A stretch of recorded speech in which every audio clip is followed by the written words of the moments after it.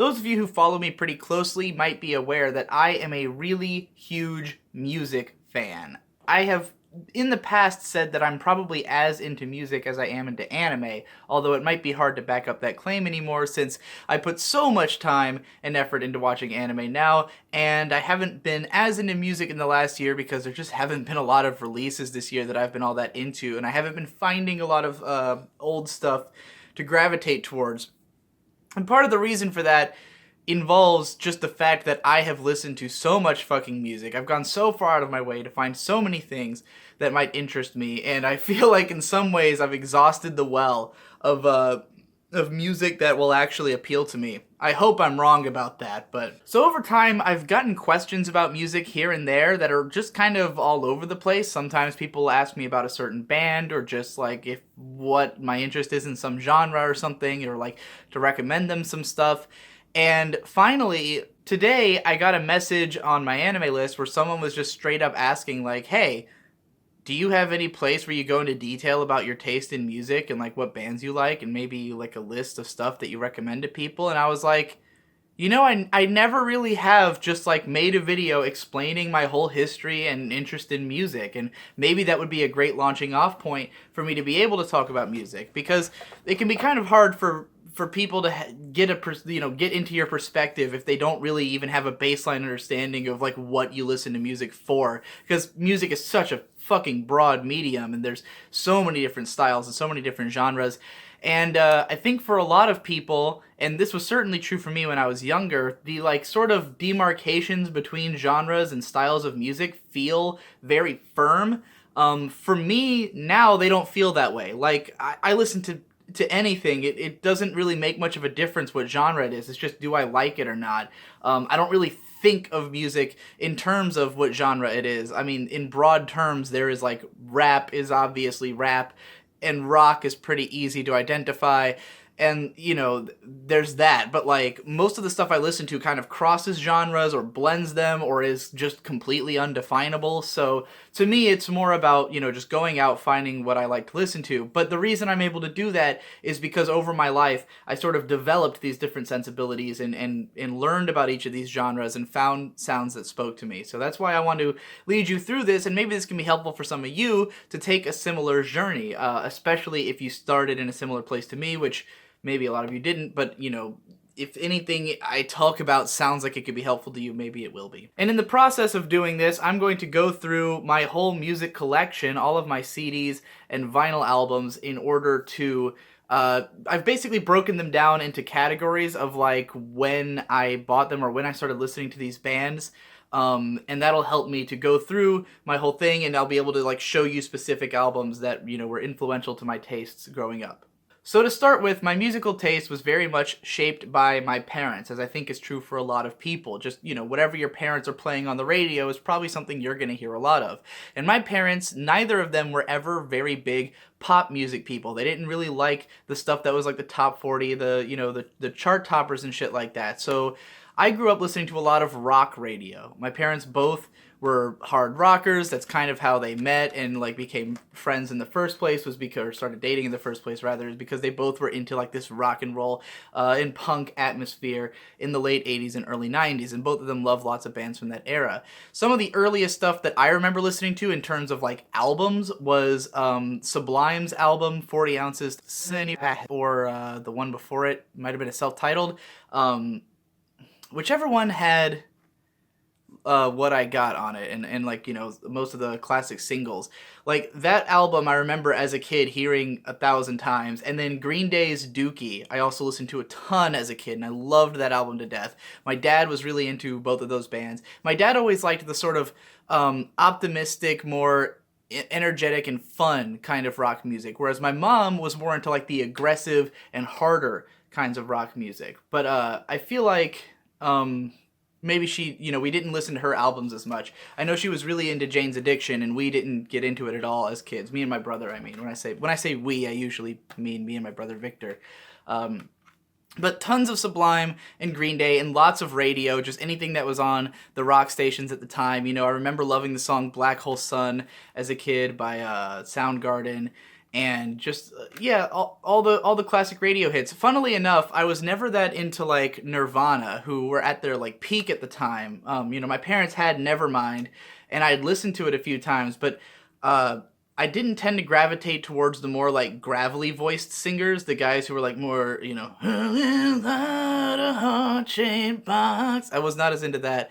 I liked the more fun and Sublime and Green Day. Like those are both really fun, upbeat bands that like in spite of being rock and punk and especially in their lyrics, they had more of a like cutting edge, vibe to them, but the vocals themselves were never very harsh or gruff.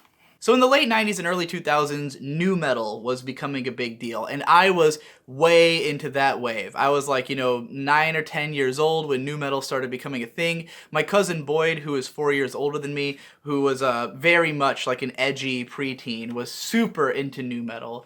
So my favorite band, like the first band that was like mine, like not something I learned about from my parents or anything, but a band that I just fell in love with was Linkin Park. And Hybrid Theory was my favorite album growing up. I listened to it fucking probably thousands of times. Still know all the lyrics to all the songs to this day, just from even without listening to the album in fucking years, because it was just for me as a kid. I always liked sort of stuff that I could see myself in. I was very like self-centric and egotistical my whole life, still am. And, I favored stuff that I could kind of imitate. Now, if you've ever listened to Linkin Park, you might know that Chester, the lead singer, has the most high-pitched voice in the universe. But I was this little tiny 8-year-old kid, and I had like a pretty high pitched voice, and I could go into those falsettos and stuff. So like I loved singing along to Linkin Park, and it was always fun to like see if I could match the notes that Chester was doing with those super long fucking so insecure, just go on all day like that. So yeah, I was huge into Linkin Park. And then, bands like Disturbed had their first album, Slipknot. My cousin Boyd was really big into Slipknot. And that, for me, Slipknot was a little bit harder because, they were heavier and scarier and more growly. And, so it was a little bit harder for me to get into. But, some of the songs from like Volume 3 and Iowa. I remember Iowa was like, I think the first album I ever bought with my own money because I had like, gotten my report card. My parents would like give me money based on like what grades I got on my report card. So if I got an A, I got like $5 or something like that. And so I made like $15 on a report card, and I went out and bought Iowa at the CD store when I was like probably 10. I'm sure I already had Hybrid Theory because my parents would have bought it for me. But the thing is that around this time also, my parents would watch tons and tons of MTV. Like MTV was always on in the house, if not Cartoon Network. And so I would see lots of TRL, and I would hear all the big pop hits. And while, for the most part, I never got really into pop music, and this was in like the boy band era and, Britney Spears coming out and stuff like that, I had friends who were into that stuff. And I had this friend named Tommy who grew up to become a dancer. And like even back then he was obsessed with dancing. He would learn all the dances in all of the like music videos that came out, like all the Britney Spears and NSYNC videos. And so I knew a lot of that music pretty well. So I kind of grew up with like, like I didn't dislike that stuff the way that my mom did. My mom hated, all the boy bands and shit, but I was okay with it.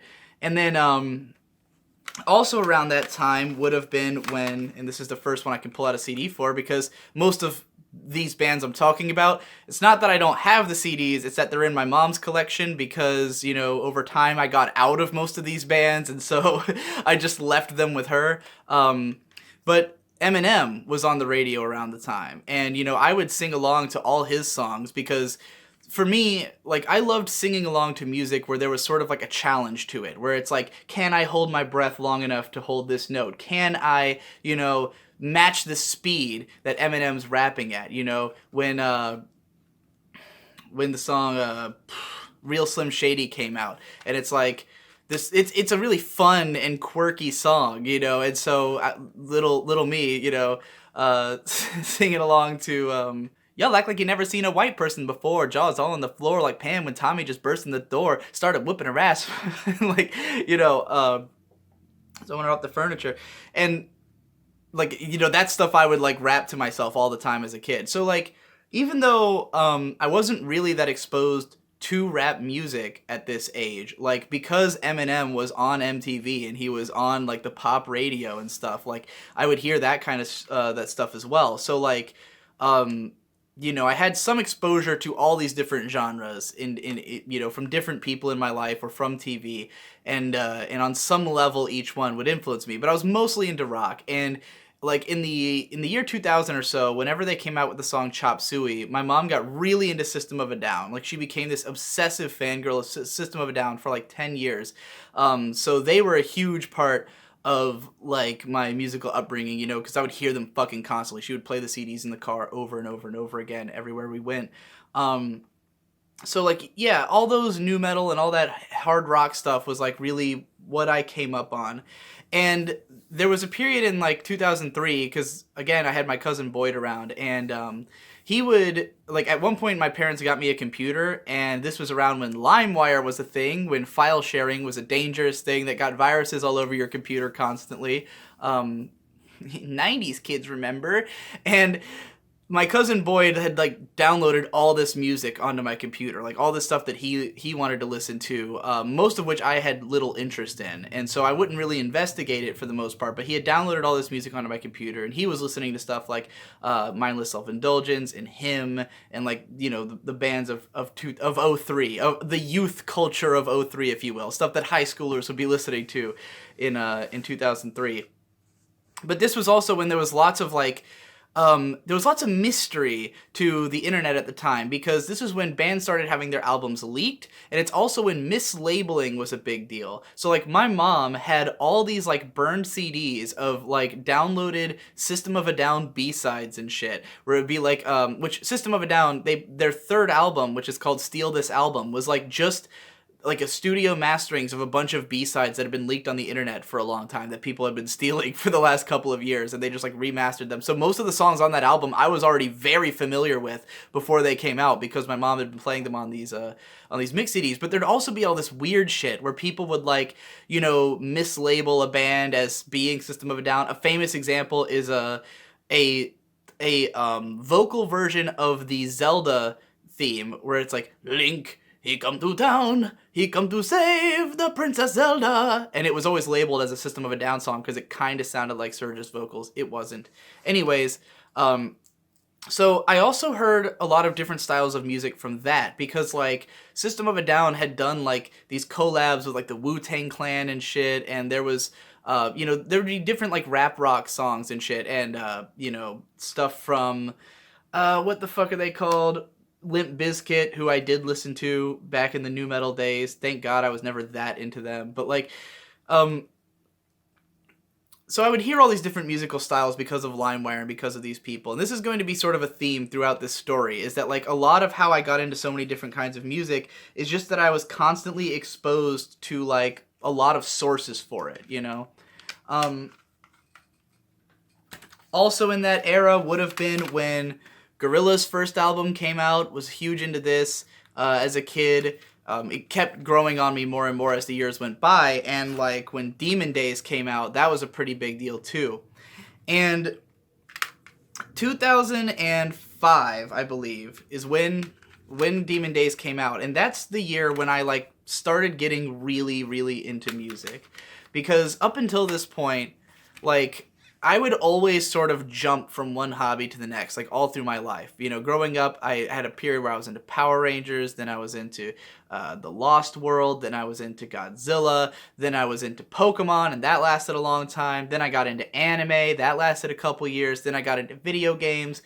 But then, when I was into video games, like me and my brother Victor, we would sit around in my room and like take turns, playing games and stuff. And usually he would play games and I would sit there and watch, and I'd either like read him a strategy guide, or I'd sit on my computer and like sit on forums and shit, and I'd play music like over the games, because neither of us ever really cared about game music all that much. I know for some people that's like a mortal sin, but I don't care.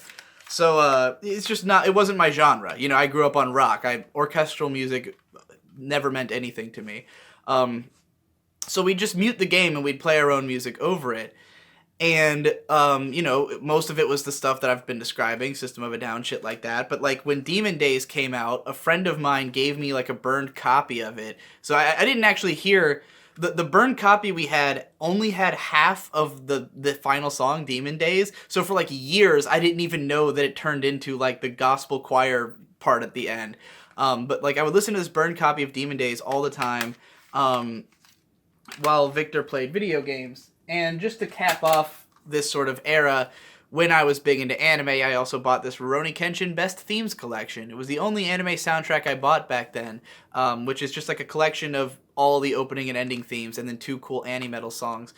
Just a thing I have, not really that indicative of my musical taste at the time so much as the fact that I got into anime. But now we're going to get into the first big era of me discovering music for myself. There were 3 bands who were absolutely integral to getting me into music in a really big way. The first one was the Mars Volta. This band came out with this album, Francis the Mute, in I believe 2005, and the song The Widow from this was on the radio, and it had a music video on TV, but it was like one of those songs that you'd only hear very rarely, and the music video would only play at like 5 o'clock in the morning while we were like, because we'd be getting ready for work and stuff, and instead of watching the news, as in my parents are getting ready for work, I'm getting ready for school, instead of watching the news, we'd put on like music channels because they'd be playing really weird shit in the morning. And so my mom got really into the song The Widow by the Mars Volta, and she bought this album, and I thought the song was really cool as well. And then, like, I started listening to this thing, and this is one of, like, the most experimental and bizarre albums ever. I mean, like, growing up, I would have assumed that there was, like, a whole world of music out there that sounds just like this. That's not really the case. The Mars Volta are pretty fucking out there and distinct, especially this album. There's passages on this thing where a song will just drift into the sound of birds chirping for like 4 minutes or something. There's like these just insane sounds on this, and it's very dark and brooding and foreboding and creepy, and it's a concept album, and it's like over 80 minutes long, or like exactly 80 minutes long. It's an intense ride, and it was the first time that like music like spoke to me in such a way that I was like, holy fuck, this is like important, you know, this is something I really like want to get into. Because the more I would listen to it, the more I would discover. It just felt like a crazy mystery, you know? Especially because the track listing on here, because there's 5 songs on this album, but the last song is broken up into 8 different tracks. And if you burn this album onto your computer, it mislabels those 8 songs. And screws them up all weirdly. So like keeping track of where you are in the album was always like weird and difficult. You can never tell like what was going on. It was just shifting through all these phases. So every time I'd listen to it, it was like, what the fuck is happening? It was this experience. And so I would listen to it over and over again. And when my family, like, the house that we had been living in at the time that this album came out, like, we moved into a new house. This was at a time where our family was in sort of financial dire straits. Now, the reason I'd been able to be into video games at the time was that I had an allowance for, you know, I'd just do some simple chores. I made like $25 a week, and I'd buy games with it. But once we moved, I couldn't afford to have an allowance anymore. And I think my PS2 broke, like, right upon moving into this house. Which was like what all my games were on. So I was pretty much fucked when it came to being into video games. And we had like the slowest, shittiest internet connection in the universe. And I would sit around on forums and like wait for them to load all day. And I would just wallow in my room. I was super depressed. This was like the period where I was like 14. I became depressed. I became suicidal. And like from here through the rest of my teens, I was a miserable fuck. But I had all this music on my computer, and so I would just sit in my room and listen to music all day, like not doing anything else, essentially. And this album, because I had so much time to just like wallow in music, and this, you know, this long, crazy album was there to keep me company, I would listen to it all the way through over and over again, you know. And I was still listening to like Linkin Park, especially Meteora at the time, because that had come out. And some other stuff, and Gorillaz Demon Days I was still really into. but like this was the first album that I got so into it that I like joined the forums for the Mars Volta, and I would like read all these analysis posts of the lyrics, because the lyrics on Mars Volta songs are like just crazy esoteric insanity. And I really think that if something got me into analysis in a big way, it was probably that. Because like growing up, I'd already been into like reviews. I would read lots of magazines, and I loved looking at review scores and like hearing, you know, what people thought of things. But like this was where I started getting into the idea that there was a deeper meaning in the thing you were consuming, and to try to figure out what that meaning was. And people would write the most like epic analyses of this album that were just totally mind-blowing. So yeah, this was a crucial part of me getting into music. So then the next band that was integral would be, let me choose the right album, would be Tool. Because this was one of the bands that my cousin Boyd had installed onto my computer. Now, in this period where I'm living in this house in like the ghetto, and we have no money, and I'm listening to music all the time, we had moved away from where my cousin was, so I wasn't seeing him anymore. But he had left all this music on my computer, and I just started exploring it. I was like, let's find out what all this stuff is, because now I'm getting really into music and I want to know about it. And he had the Tool albums Ainima and Lateralis. I don't know if either of those are how you pronounce them, but whatever. So those two albums, I was like, I discovered them, and like the Mars Volta's album, they're both these fucking 80-minute odysseys that go through all these crazy weird parts. Hold on, I'm looking for... Do I even own Ainima? I might not even own Ainima. I guess I don't own Ainima.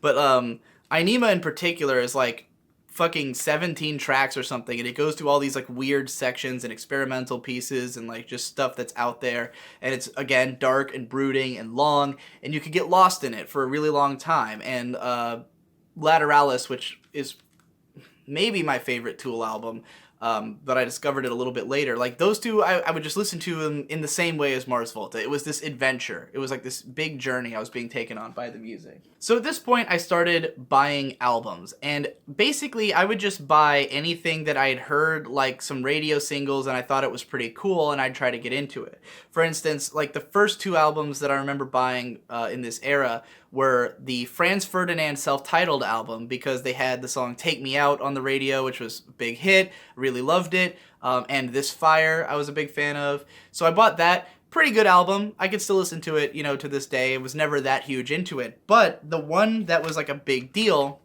was Coheed and Cambria's In Keeping Secrets of Silent Earth 3. So a couple years prior to me buying this album, the song A Favorite House Atlantic had been on the radio, and it was a really catchy, fun song. Once again, high-pitched vocals, which the Mars Volta had this as well. All these bands have this high-pitched vocal range because, again, when I was young, I like mostly sang in like this high-pitched falsetto like these singers, like Claudio or Cedric from the Mars Volta. So I had bought this just on like the strength of the singles, you know, and I'd also heard Welcome Home, which was like the big single from their next album, Good Apollo on Burning Star 4, but I couldn't find this album anywhere, so I bought this one instead. And I had no idea what I was getting myself in for, because I knew this band for like bubblegum pop songs, you know, like whoa, whoa, whoa, in Blood Red Summer. I put this thing on, and it starts off with this fucking epic war song. Like, you can tell from the way that the song sounds. It's like a scene of a war. It's this big, huge, epic song. Talking about the song In Keeping Secrets of Silent Earth 3, or without the 3 on the end. The song is fucking huge. There's the chorus where he's just screaming, "Man your own jackhammer! Man your battle stations!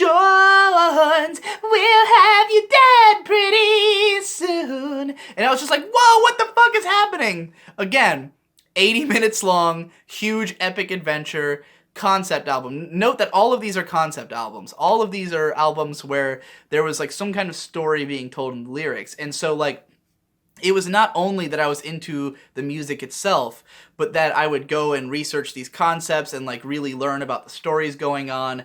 Like in Coheed and Cambria, it's this fucking epic sci-fi narrative that spans all of their albums. This is all one giant fucking sci-fi epic, with the exception of some of their newer ones, which suck. But like Mars Volta, every album's like a different weird fucking trippy bizarro journey. And Tool is less like unified concept, but there's like a lot of meaning in their lyrics and stuff. So like all of it was the kind of music that you could really sink your teeth into, spend a lot of time with it. And as a young guy, I had a lot of time. I really had nothing going on in my life, so it was pretty easy to sit around and do that. And the reason I bring that up is just that like I couldn't do this now. There's no way I could like get nearly as into something like the Coheed narrative today as I did back then. But yeah, I later bought the Good Apollo and Burning Star 4. I still really like the first 4 Coheed albums, but this one is definitely my least favorite. I think this has a lot of like filler songs on it that aren't as interesting. But my favorite Coheed album is their first one, the Second Stage Turbine Blade.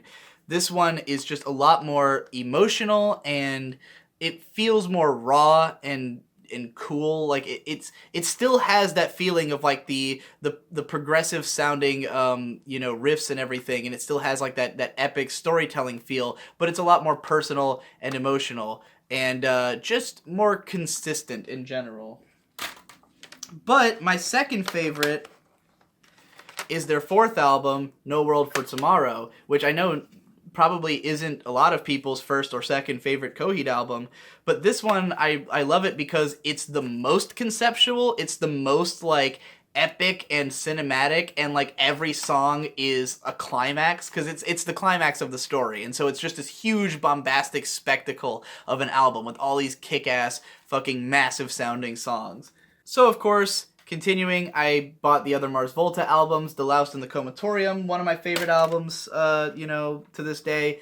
Tool's first EP, Opiate, which is pretty great. The early Tool stuff, like their first full album, Undertow, is a lot like heavier and more aggressive than their later stuff, which is like more heady and trippy.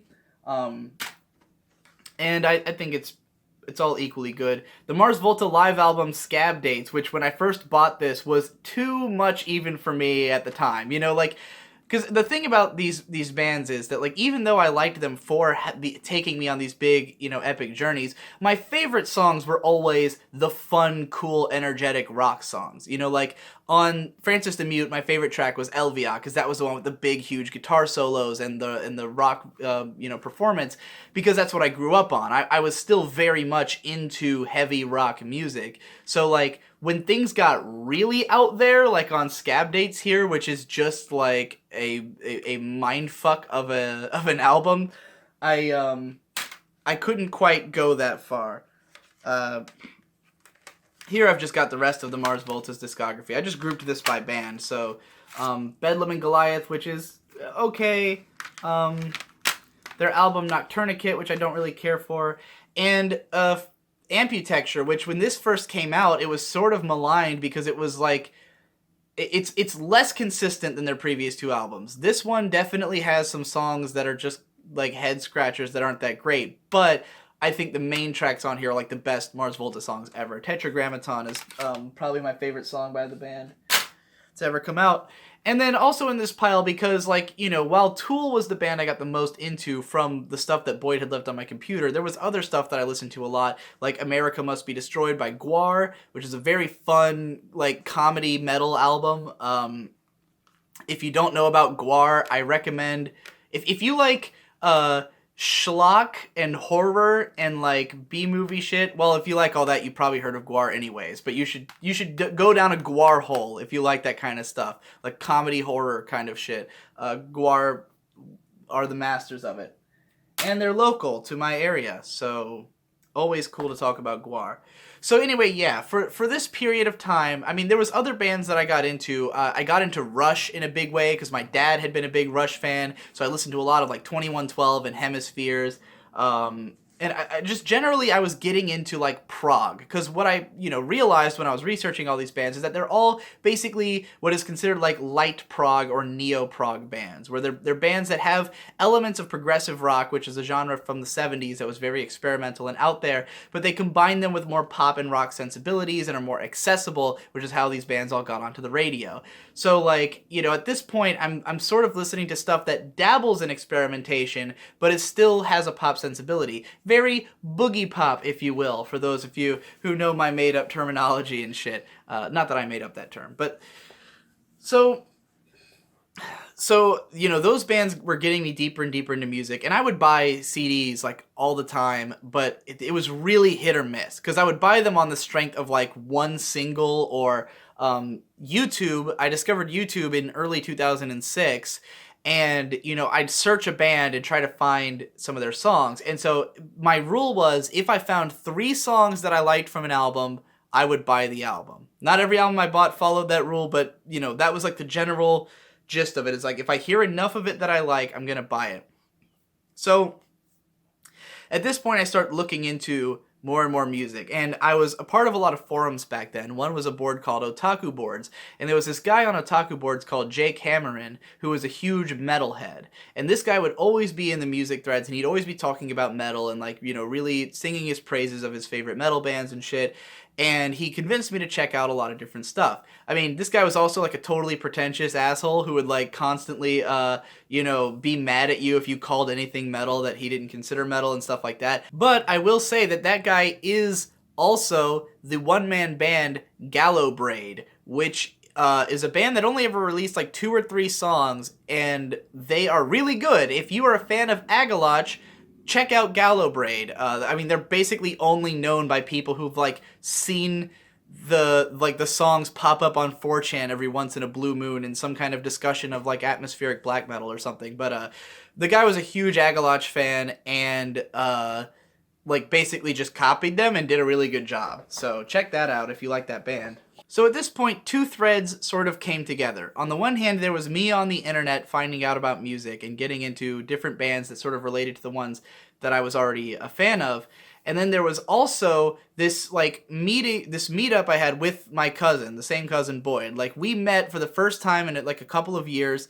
It was just for one day. He was wearing a Sun t-shirt, the band Sun.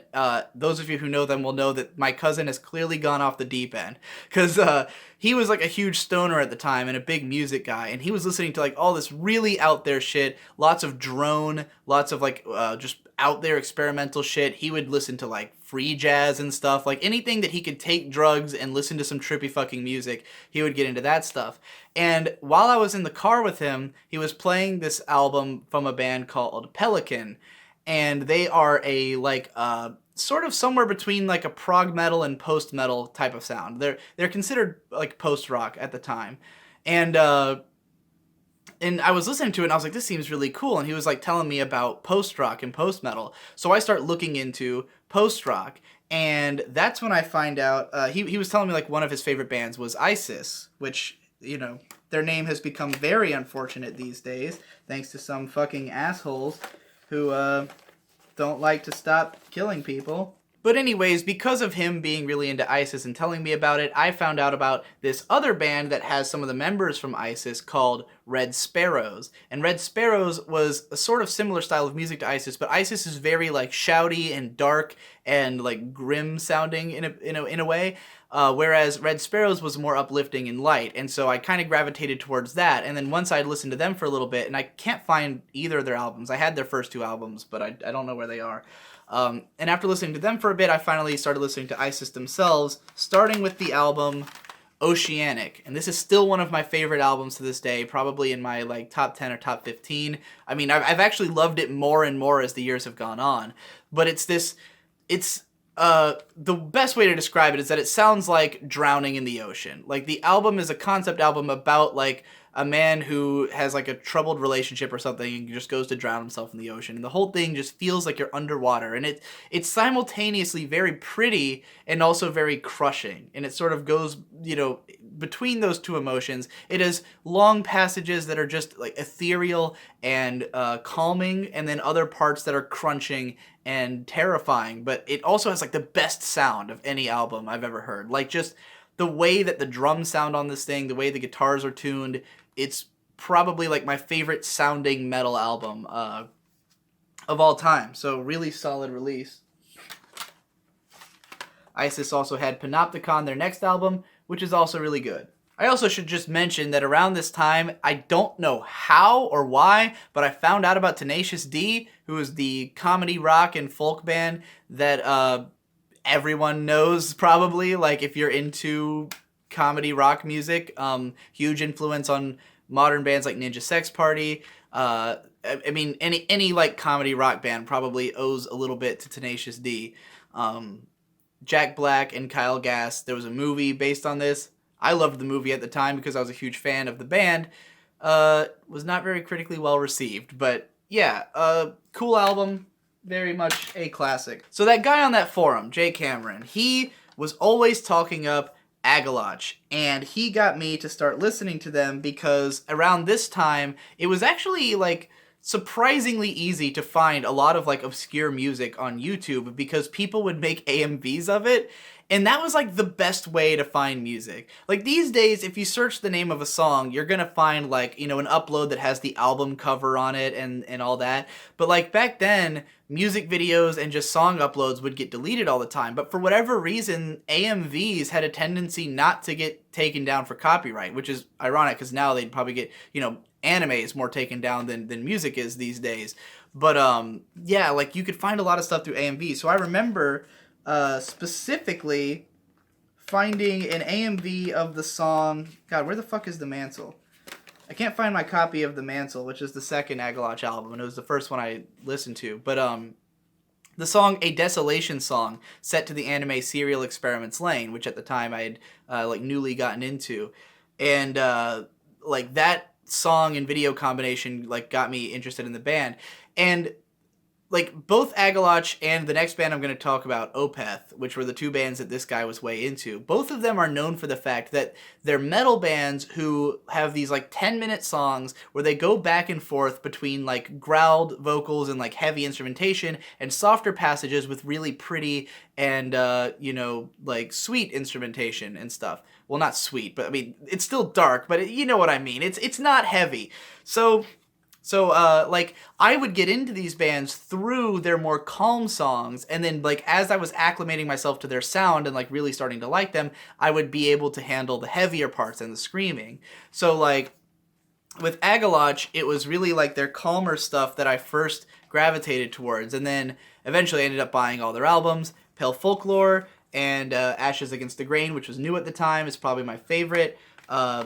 4 years later, they came out with Marrow of the Spirit. All of these are classic. All four of Agalloch's first four albums are absolutely must listen. Still among my favorites, even though I don't listen to metal nearly as much anymore.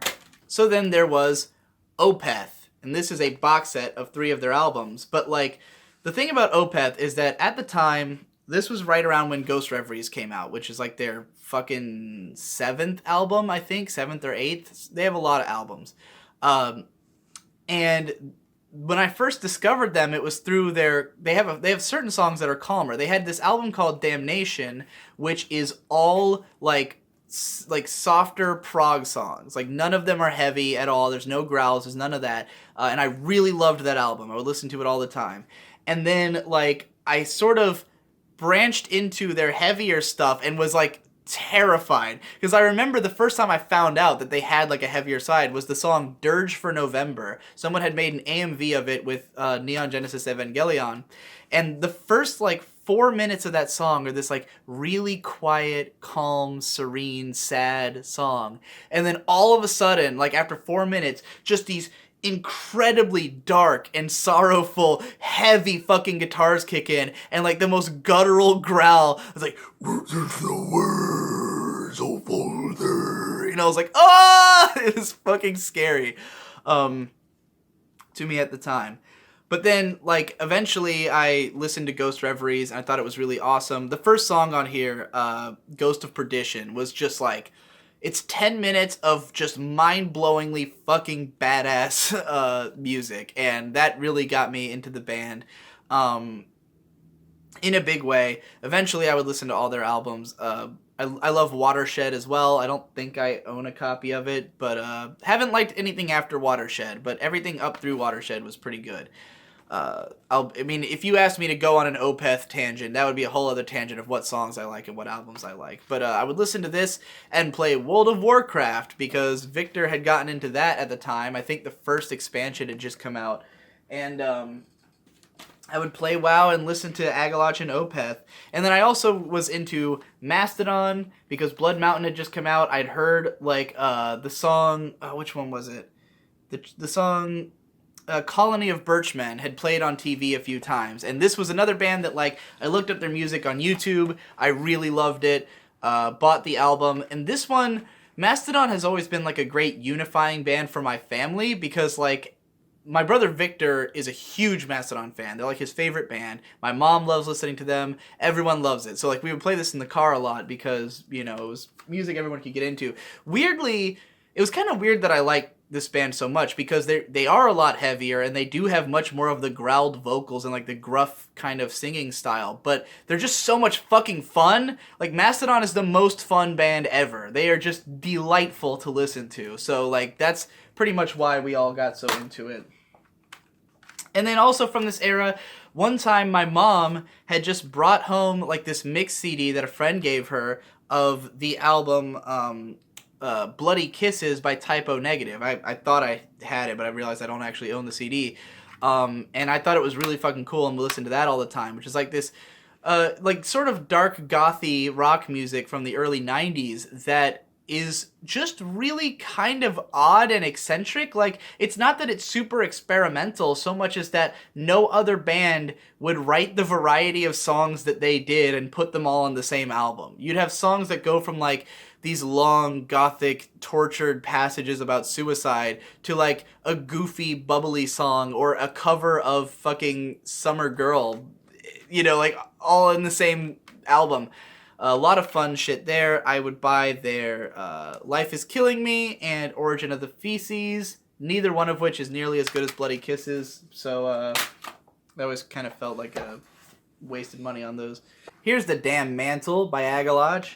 So okay, at this point it's pretty clear like what my tastes are, like where I'm headed. Like my 6 favorite bands, the first 3 are all like modern prog bands. The second 3 are all bands that incorporate like progressive elements and post-rock elements into heavy metal music. So at this point, progressive and metal was like my biggest genres of choice, and post-rock to some extent, but like I was really getting into prog and metal, and so a lot of my purchases would reflect that going forward. I found out about the band Ayreon because the lead singer of Opeth, Michael Achterfeldt, was a vocalist on this album. Ayreon is a prog band that does like prog operas where each album will have like 12 different singers from different prog bands playing characters and, you know, enacting a narrative. Absolutely loved this album when I was younger. And I found out about that because of Achterfeldt's involvement. Was never as into the other Ayreon albums. I did buy, what was this one called? Universal Migrator, Part 1 and 2. I did buy it, and I did enjoy like some of the songs, but I never got into the full album, never got into any of their other albums. It's really just The Human Equation that I was like super into. Now, the main character on The Human Equation is played by the vocalist of Dream Theater, so I found out about them. This is the only Dream Theater album I ever got into. I don't really care for it anymore. I hate the band. They are the most pretentious assholes on planet Earth. They're a bunch of douchebags. But I liked this album because it's a lot heavier than their other ones. It's like sort of their most metal and aggressive and in-your-face and direct album. Whereas a lot of their stuff is just like straight up wanking through like 80 fucking time signatures or whatever. All their shit sounds the same. I hate Dream Theater, but I did like them for a time for that album. It's an okay album. Here's the 2 Red Sparrows albums. I guess I put them in the wrong section, not surprisingly. But I was into those around the time of ISIS. Now, you see, one good way of getting into new bands, and something I did a lot of back at the time, was just to look into anything that was related to them. Like, obviously with Red Sparrows and ISIS, I found out about them because I just found out that the members were in the other bands. And, Wikipedia was around at the time, so I was doing a lot of that. At the Drive-In was the previous band of the members of the Mars Volta. I could never find any of their full albums or songs, so I just bought this compilation album, The Station is Not Operational. Liked a lot of the songs, but not enough to ever buy more of their albums. Though now, the album Relationship of Command is definitely one of my favorites. I still don't own a physical copy of it, but really love that album. But only got into it much later. And since I was way into metal music around this time, I was being introduced to more and more metal bands, stuff like Blind Guardian, who are an epic power metal band. This is the only album of theirs that I really care for, and even then, I don't love every song on here, but it does have some of my favorite songs of all time, particularly the final track, or second to last track, And Then There Was Silence, which is a 14-minute epic retelling of the Epic of Troy. Now, with this album, I feel like this is a good way to talk about, what I think defined all these albums I like. Because, yeah, sure, all of these come from, the same kind of genres, but they might seem, if you're, a fan of those genres, these might seem kind of random. Why these bands and not other ones in the genre? Why didn't I get into more stuff related to these? And it's because, and I didn't recognize this until much later in life, that I just really love dense music. I love music that has lots of shit going on. I love it when songs change dramatically over the course of the song. I was always really into the, 7 to 15 minute tracks that have multiple parts, where there's this sort of narrative going through the song, where there's lots of stuff happening in the background, where every time you listen to it, you discover something new. And Blind Guardian on this album seemed to be aiming to make the most dense sound possible. Now, I will say, the production on this album is fucking garbage, and I would not have been able to recognize that as a young guy. Now I listen to it and I'm just what were you guys thinking? Because what they tried to do was to create an army of musicians, and they did this by just multi-tracking the living fuck out of all the instruments and vocals. So the whole thing sounds like this giant choir is singing all the lyrics. But it's just so bombastic and over the top that I can't help but love it.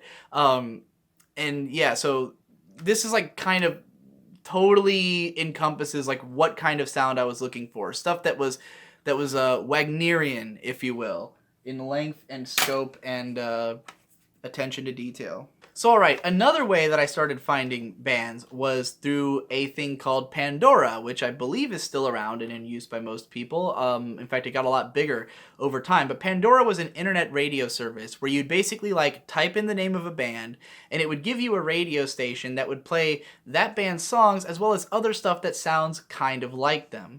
Now, because I'm incredibly picky, I did not get a lot of stuff that I ended up loving out of listening to Pandora over the years. And I also think it was a totally finicky system that didn't always give you stuff that made any fucking sense. But there were certain bands that I got into because they showed up on Pandora, and I believe these are a few of them that I got from the Tool Pandora radio station, which Tool is a hard band to draw comparisons to. This band is nothing like Tool, but they were on Tool's radio. Pearls and Brass. This was a blues rock band that was just all about tight, crazy riffs. This album has the coolest fucking riffs of any album ever, in my opinion. Every fucking riff on the entire album is memorable. Every song is just a string of crazy, tight guitar riffs that are all fucking badass. Band never went anywhere, never got very popular. This was their last album out of 2, but it's really good, and I've always been a fan. And then a band I got even more into as a result of Tool Radio, who again doesn't sound much like Tool, was Dredge. Their first album, Leitmotif, which is a experimental, grungy rock album. Maybe it's a little bit like Tool, but different enough. I would actually put them closer to Coheed or something. But anyways, really fun. Not like Coheed. What am I talking about? I don't know what to compare this to. It's a fun experimental album. I really loved it. It was one of my favorite albums for a very long time. I also liked their second album, El Cielo, though not as much. And then I kind of liked their third album, Catch Without Arms, but also not as much. Didn't care for their fourth one. Their fifth one, Chuckles and Mr. Squeezy, went in a totally different direction. I think it was hit or miss. It wasn't terrible. A lot of their fans didn't like it, though. And then the next big expansion on things was that, like, this happened around the same time, was that my cousin and I started hanging out again. And at this point, my cousin Boyd had reached the level where he had a car, or a truck, that was just filled, like, stuffed with burned CDs. Like, he would download every fucking album he could find, and he would burn it onto a CD and put it in these little, like, shitty, thin CD cases. And then, like, the backs of the seat in his car, where there's, like, the little sleeve on the back of a seat, were just stuffed, crammed, full of these CD cases. And so he would just, listen to all this shit in his car. And so at some point, I, who industriously wanted to learn about all the new music I could find, just took all of those and burned all of them onto my computer.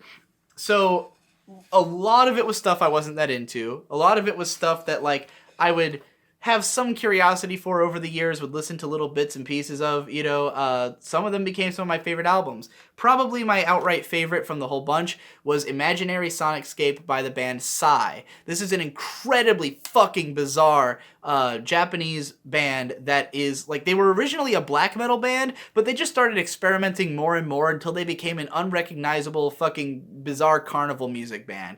They're considered avant-garde, post-avant-garde black metal is what they were described as on the Metal Archives website, which is fucking hilarious. But this is still one of my favorite bands just for being like nothing else and just sounding cool as fuck. They have the most interesting ideas. I will say that they're very inconsistent across their albums. Like, this one is great. This one is phenomenal, Insomnophobia from a few years back, but their latest album kind of sucked, and some of the albums in between these weren't that great. I do like Gallows Gallery a lot, but I don't own it.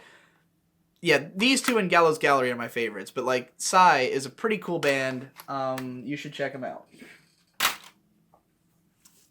And then also around this time, Jay Cameron wasn't the only person on those forums who was, talking about interesting music. There was this other dude who was, like, really into screamo and, like, experimental, hardcore music. Now, for me, growing up, I had always been, totally afraid of and, like, averse to emo and screamo and anything that had, like, whinier vocals, because in, like, 2004, when the whole emo rock boom happened, which if you talk to people who actually care about, like, emo and screamo music, they'll tell you that none of this actually qualifies as emo. It's all just basically pop rock that had whiny vocals.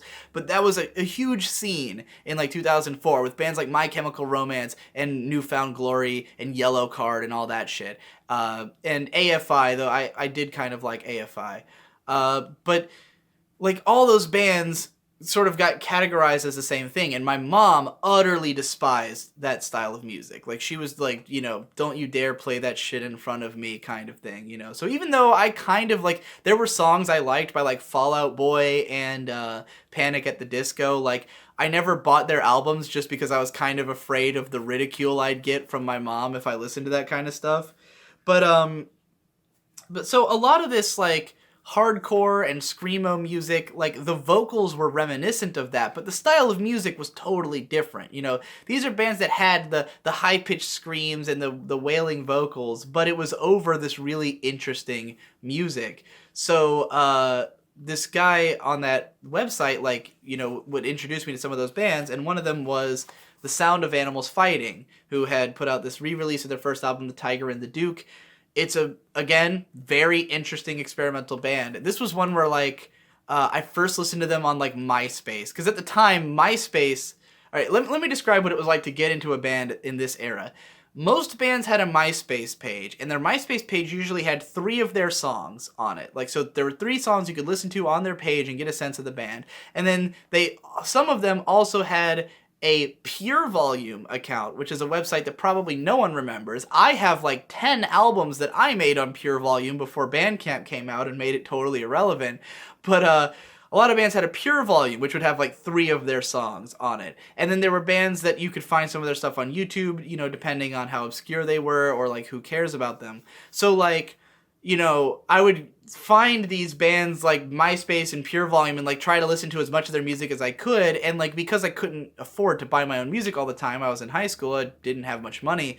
I would listen to some of these bands on MySpace like over and over, like listen to those 3 songs forever until I finally, worked up the money and courage to put down on an album. So, that's kind of how I got into the sound of animals fighting. A couple years later, in 2008, they put out one of my favorite albums to this day, which is The Ocean and the Sun. Very highly recommended experimental album. This was a band who got less and less hardcore, less and less of the screaming and the heavy rock instrumentation as they went on, and became more and more about like this sort of art rock goopy sound. That's the best way I can put it. I accidentally skipped over around the time when like the Mastodon album and everything that I also was into City of Evil by Avenged Sevenfold. Never liked any of their other albums. This one doesn't hold up that well, but it has some okay songs on it. So at the same time that I was getting into the sound of animals fighting, that guy also introduced me to the band Circle Takes the Square. And this was one that was like really, really difficult to get into because they had the most like this is the vocals. It's like, pour that fuck on the street corner, cover, study of a face and a figure. And even I'm making it sound more like black metal than it really is. It's more like screechy and stuff. And like just hearing it, it was so hard to get past the vocals at first, which is ironic because once I did, I actually realized that this album has some of my favorite vocal performances on it ever. Because just the lyrics on this thing are phenomenal. It's got some of my favorite lyrics in any songs, and the way that the vocals complement the lyrics is extremely strong, and it's got all these cool little vocal moments that are highly memorable, really great lines. So getting into this album was kind of like the moment where there was no longer rock music I couldn't listen to. Like at this point, I'd already gotten into like growled vocals. I'd gotten past the hump of like extreme metal and like really heavy stuff. I was able to handle that now because of Opeth and Agalach. I'd gotten over the hump of hardcore and like more high-pitched vocals because of stuff like this, more experimental stuff. So at this point, if it was a rock music genre of any kind, especially metal, then I could probably handle it. And this album was sort of the breaking point. And I still adore this album. It was one of my favorites for a very long time. It's called As the Roots Undo by Circle Takes the Square. All along the way, there's still some albums that I just have around because my mom bought them. Rise Against, The Sufferer, and The Witness. They had some decent singles on this thing. Queens of the Stone Age, Era Vulgaris. I think I'd gotten this because people were just talking it up as like the album of the year. And it was good. It's got some great songs on it. That same guy who got me into Circle Takes the Square and the Sound of Animals Fighting also introduced me to Portugal the Man, who was a lot easier for me to get into because they were less hardcore, less screamy, and more of just like they kind of came from that background, but like their first album was just like an experimental rock album. And their first few albums were very much these like weird little experimental things where like each song would be like 2 minutes long, usually have some like really massive change in the middle of the song. All their albums were kind of hit or miss. They would have like half the songs would be really great, half of them would be just kind of okay. But I listened to their first album countless times. I still don't actually own a physical copy of it. I did buy their EP, It's Difficult Being a Wizard, which is pretty cool. It's like it's one 20-minute song that's just like a fun experimental thing. Really, I got more into them later when they changed their sound up and became like a folk rock / like a like classic rock and roll band who takes a lot of influence from the Beatles. They put out The Satanic Satanist, which one time I forced all of my friends, like everyone I knew, to put together a list of their top 100 favorite albums. And the one that was most consistently in everyone's top 10 was The Satanic Satanist. This was the most agreeable album against me and all of my friends. Like, this is the only one that we could put in. Everyone would be into it because it's experimental enough to be good for, people who want something a little weird, but it's also catchy and straightforward enough that like anyone could appreciate it. And it's not, too far in any one direction. It's just a really solid, fun album with lots of fucking great, memorable tracks on it. And but the one I like even more than this is their next album, In the Mountain, in the Cloud. Actually, it's not their next album, but a later album, In the Mountain, in the Cloud. This is my favorite of the band, and also one of my favorite albums of all time, especially for the first like 4 tracks or no, the first 3 tracks are all fucking absolutely amazing, and the final track, Sleep Forever, which is soul crushing. So at this point, I'm way into music. I'm listening to music all the time. I'm always discovering new bands. I spend a lot of time just researching bands. Some stuff I get into because I hear about it supposedly being great. You know, Primordial's album, To the Nameless Dead, which is just like a lot of people considered it metal album of the year. So I checked it out. I liked it. Track 2, Gallows Hymn, is one of my favorite songs. Otherwise, I don't consider it that memorable, honestly. Big metal albums that people were talking about at the time. Twilight of the Thunder God by Amon Amarth had just come out. This is not their best album. I would say With Odin on Their Side is my favorite of theirs, which I think Victor owns, and that's why it's not in my collection. Around this era, the guitarist from the Mars Volta, Omar Rodriguez Lopez, started making solo albums. The first one, I know I own it, but it doesn't seem to be in my collection anywhere. Maybe it's just gone somewhere else, but it's called Emmanuel Dexterity. And it was just really odd, and like I had bought it, and it was so out there that it was one of those that was like a little bit too much for me to handle. And I never actually bought this one. This was Boyd's copy of Se Dice Bisonte no Buffalo, which I do like a lot. And I named one of my internet handles after this. Se Dice Bisonte is my manga handle, because I made a manga blog that I wanted to disassociate from my main identity for no reason, and I named myself Se Dice Bisonte. So if you've heard that story where I talked about how the first chapter of Excel World, the manga, how like I was the proofreader on that chapter, like if you find it on any manga reader site, and if you look in the credits, it says like proofreader Se Dice Bisonte. That was me, just using a different name. Because I was into post-rock, Mogwai was very critically acclaimed. I checked out Mr. Beast, which had just come out at the time. I think it was like the single off this album I really, really loved. And then the rest of it I was never as into. One of the artists who was on my cousin's, like all the music that he downloaded onto my computer was Mark Lanigan, who is a like folk, sort of country folk guy who had formerly been a member of Queens of the Stone Age, who just writes these really sad, pretty, depressing songs.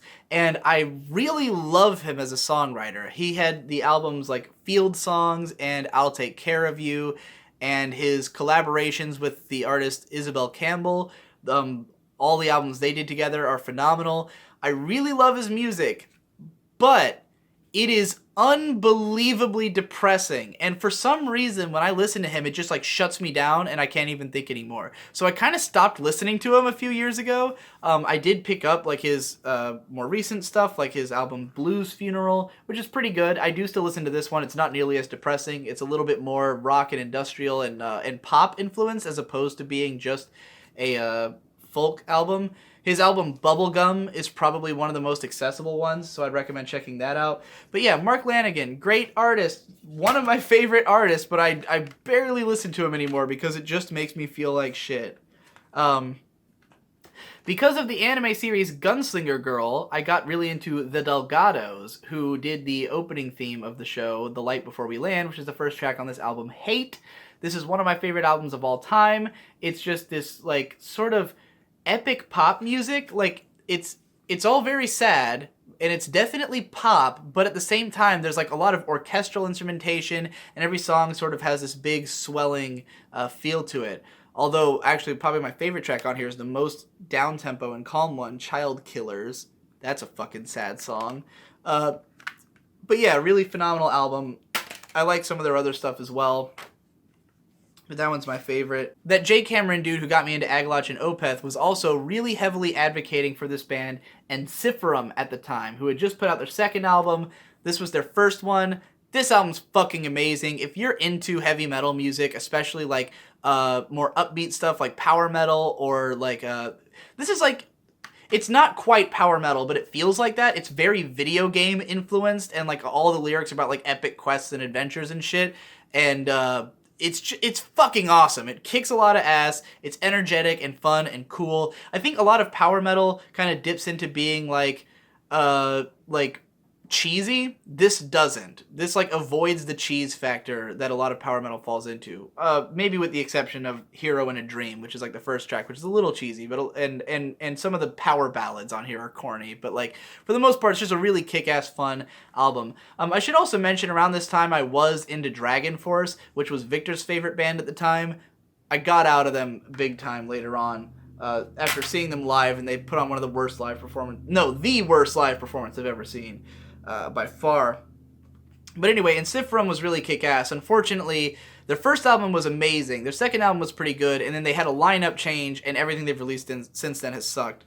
Another band from the same guy who got me into Sound of Animals Fighting and all that stuff, The Fall of Troy. This album, Doppelganger, is just this like blisteringly intense, manic, crazy, edgy as fuck album where like it's all about like just crazy fun guitars and like breakdowns and like it's very much got like this hardcore sound, but while being all over the place with its guitars and shit. I don't even really know what to compare it to. It's like almost proggy in a way, but while just being like loud and abrasive and again edgy as shit. But I still really like this album. It's got a lot of cool ideas. And then another one of my favorite albums that I discovered at the time, this one was through Shabooty Radio. So Coheed and Cambria, who I talked about before they became Coheed and Cambria, they were Shabooty. And I actually, the Shabooty Penelope EP is, I might like it more than any of Coheed's actual albums. It was only 5 tracks, but they're all fucking killer. It's just 5 amazing songs, like almost all of which I consider among my favorite songs. And I just wish that they had made more as Shabooty, because that sound is so fantastic.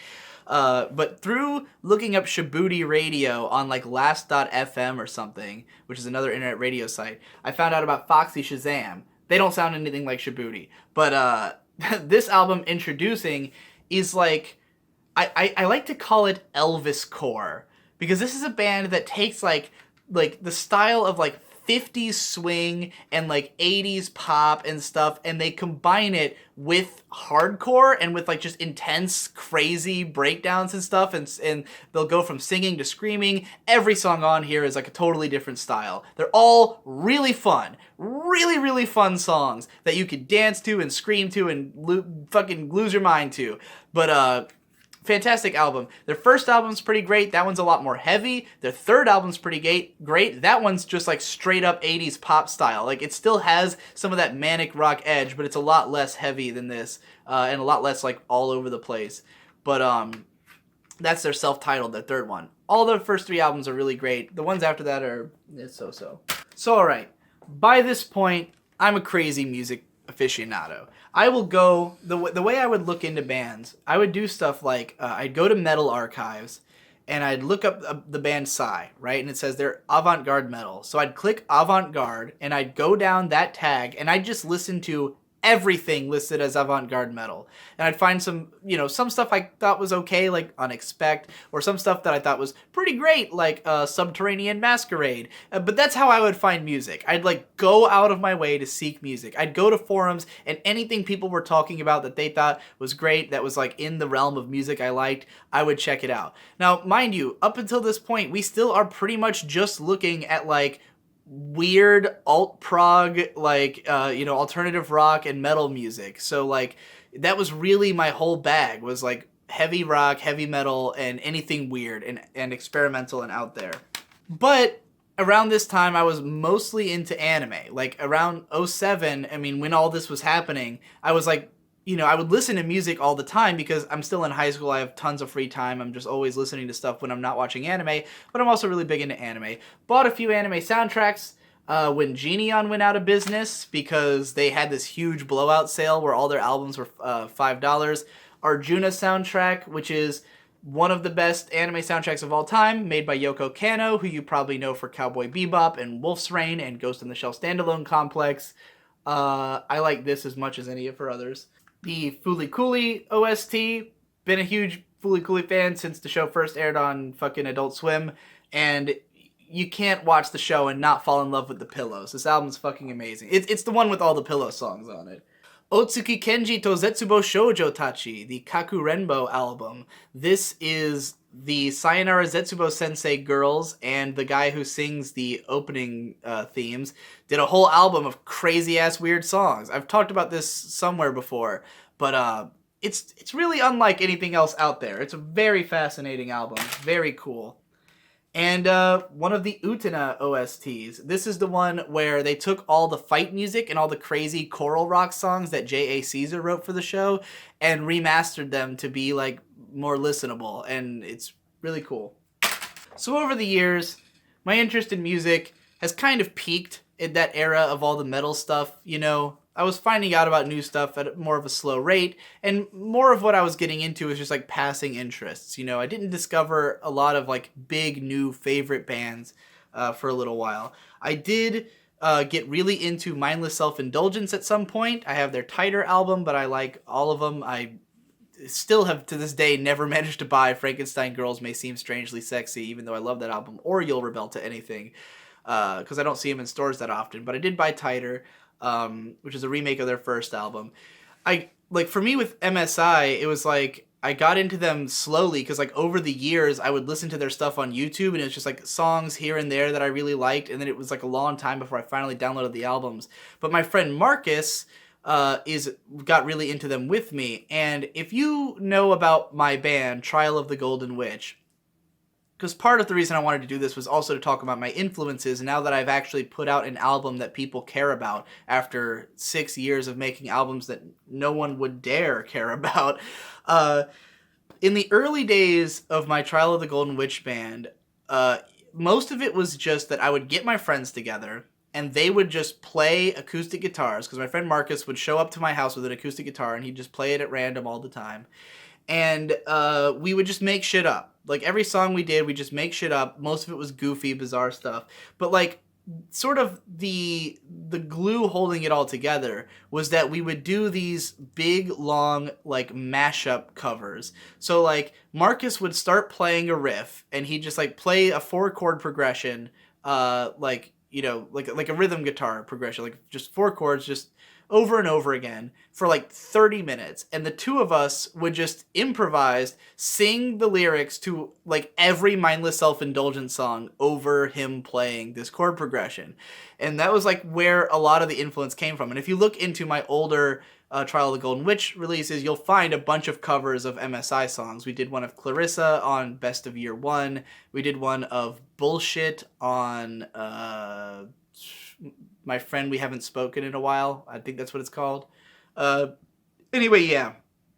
A lot of fond memories with MSI because of that. I don't remember when I got really into Silver Sun Pickups. I just know that for years I had been hearing the song Lazy Eye on like the radio and looking it up on YouTube, and I really loved that song. And then at some point, I think I found the other singles, Little Lover So Polite, and I was like, I should buy that album. And then I did, and then it became one of my favorite albums, and it's been orbiting my top 10 for fucking years now. So really great album there. I also have this Mono album, You Are There. Never been that into Mono. This is actually Boyd's, and I just have it. I think it was because Boyd, for a while, he was buying CDs and anime DVDs. He used to have pretty big collections, but he sold all of it. He sold all his collections, and he just has everything digitally now. So, like a couple of CDs I have, I just poached from him. Like, I knew he was going to sell all his albums, so I took the ones I wanted and just kept them. You know, not necessarily with permission. That's also why I have this Misfits album, which I think is their first one. It looks like it's self-titled. It might be... Oh, no, this looks like it might be a compilation album. So, yeah, got a Misfits album here that I poached from Boyd. For a while, I started getting into a lot of older music and stuff that, like, my parents listened to back in their day and stuff that I just hadn't really known about. Because, like, I've been digital boy, digibro, 21st century digital boy for like 10 years now. I've always kind of like seen myself as someone who likes things that are current and likes to stay in the present. But there was an era where I finally was willing to like look back and see some of the older bands. Jane's Addiction, I had known about my whole life because my mom was a huge fan of them, but I never really listened to them. And then I listened to Nothing's Shocking, and I fucking love this album. It's one of my favorite albums. It was like a monumental moment to like realize this connection that I could have, with my mom over Jane's Addiction. Really fantastic album. I'm not as into any of their other albums, especially not their modern ones, but pretty good. And then because of that At the Drive-In album I showed earlier, This Station is Non-Operational, there's a song on there where they covered a song by The Smiths. And I'd never heard of The Smiths, but I was listening to that song in the car with my mom one day, and she was like, oh my god, it's The Smiths! Turns out my mom had been a diehard fan of The Smiths back in the 80s. She had owned all their albums and everything, but she'd lost it all in a fire, because in like 88 or 89, her house burned down, and she lost all her collection of shit. So apparently she had been this huge fan of The Smiths. I'd never heard of them. I started listening to The Smiths, got really into them. I love all their shit. So like, I would listen to that all the time. Steely Dan. In 2011, when I visited my friend Ghost Lightning in the Philippines, as you can see, I have tarnished the Steely Dan box with all these stickers. When I went to visit my friend Ghost Lightning in the Philippines, he introduced me to Steely Dan, which is his favorite band, and he would tell me all this stuff about them, and I downloaded their whole discography, and I would listen to it all the time, and we started, like, walking around in public and singing Steely Dan songs out loud and stuff, and having a fucking grand old time. Just generally, I like most of their stuff. I'm particularly into Can't Buy a Thrill and Aja. Those are the two albums that, that stay on my iPod, on my phone rather. I got this collection from one of my mom's friends. She just gave it to me because she heard I liked Steely Dan and she didn't want it anymore. Pink Floyd, Dark Side of the Moon, another album I'd heard of my whole life and never really listened to. Got into it, really love it. Still haven't really ever gotten big into any of the other Floyd albums. I do like Animals, but this one's probably still my favorite. Some other bands from around these times that I haven't mentioned. King Crimson, I got really into. That's another one that was part of Boyd's collection. I don't actually own any of their albums. I feel like there's other stuff there's a lot of bands that from that era that I was really into, and I just don't have their music anymore because of the fact that I had this hard drive failure a couple years ago where I lost most of the music I used to have on my computer, and I've never really regained most of it because I had so much. I had a fucking ridiculous amount of music on my computer, and a lot of it was stuff I didn't even listen to. A lot of it was stuff I was curious about, downloaded the whole discography, didn't like it, and it just sat on my computer forever. So I had lost all this stuff.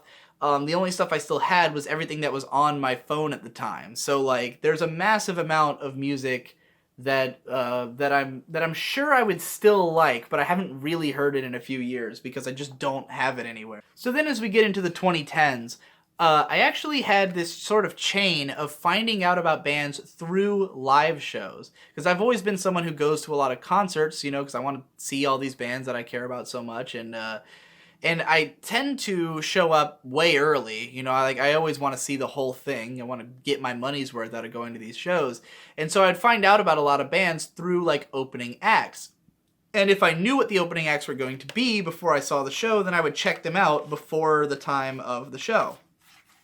So one time, Coheed and Cambria was finally coming around here. At this point, they just put out their 5th album, which I didn't like as much, and honestly, their live show was not that great. They're very inconsistent in their live shows, but I was looking into the bands that were opening for them, because it was Coheed and Cambria with Circa Survive, and I got into their album Blue Sky Noise, which is a pretty good album. Don't really like any of their other stuff, but Circa Survive is the same singer as The Sound of Animals Fighting, so I kind of knew about them already. But a band I'd never even heard of that was opening for this show was The Deer Hunter.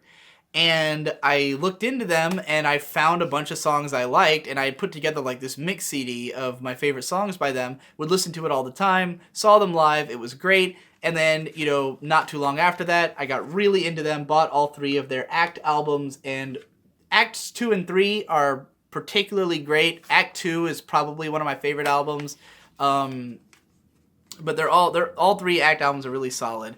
They later would put out, not too long after I got into them, they started up this Color EP, Color Spectrum EP collection, where they made 8 EPs that were 4 songs each, that each had represented one color of the spectrum, including white and black. So maybe it was 9 EPs. But anyways, the Color Spectrum EPs were coming out, and they started touring for that. But they were with, I mean, they're pretty small band. Obviously, they were an opening act for Coheed and Circa. So they were also an opening act for a band called Manchester Orchestra, who I'd never heard of. So I start looking into them. I found myself liking some of their songs, really liked their live show, and then not long after that show, Manchester Orchestra pretty much became one of my favorite bands. And the worst thing about this chain is that I always end up getting really into the band after seeing them live. So like, it's like when I actually saw them, I wouldn't have appreciated it as much as I would now. And in this chain, each band released an album I didn't like as much before their next tour. So like Coheed had just released You're the Black Rainbow, which I wasn't that into. And then the Color Spectrum EPs I wasn't as into as the 3-act albums. And they only played like probably 8 songs because they were an opening act. So it was a lot of Color Spectrum stuff. And then Manchester Orchestra, their 4th album, I didn't like at all. So if they were to tour again, then I would just be reliving the drama all over again. But the 2nd and 3rd albums by them are both in my top 10. Mean Everything to Nothing and Simple Math are both in my top 10. And through this progression, like, the Deer Hunter is pretty similar to Coheed and Cambria in that they write these like big sort of epic narrative albums, these 80-minute concept albums telling a story with like lots of different instrumentation. They're a little bit more experimental than Coheed, and they involve a lot of this like vaudeville sound, like this like Baroque and vaudeville kind of things, and they're really cool. I like them a lot. They have a lot of heart. Manchester Orchestra is a lot more straightforward. It's more of just like an indie rock band, but one with like a very powerful sound. They tend to kick things up a notch and go into like their sound's not really heavy, but it's got a lot of like muscle to it, and I really like that about them. And just this album and the next one are favorites of mine. You'll see them again when I get out my LPs. But yeah, I was really way into this, and I still am. Still one of my favorites. A band that I found out about just because I was hearing about how influential they are on the internet, Slint with the album Spiderland. This is a really creepy, disturbing, like grunge rock / post-rock proggy type kind of thing from the early 90s, a little bit beyond classification. Nothing else really sounds like this album. But I got into these guys because I was reading the book House of Leaves, pictured right here, which is my favorite book of all time and one of my favorite things of all time. And it's a really like sort of unsettling horror themed book. And I listened to this album like over and over again the whole time I was reading it. It was really cool. And then around this time is also when I discovered what for years was my favorite band, which is Shinsei Kamate-chan. This is a band who I first discovered because they performed the opening theme for the anime series Denpa Onna to Seishun Otoko, which is a show I didn't even watch. I didn't even finish the first episode of it because I didn't like it. But the opening theme was utterly captivating and beautiful and perfect. It was a show from Studio Shaft, and I believe Akiyuki Shinbo was credited on it. This was like before people realized that Shinbo was not really directing most of the Shaft shows, that he was chief director for a lot of them, which basically means he oversees the studio, but wasn't necessarily like directly having his hand in directing a lot of these shows. And I think this was one of those cases.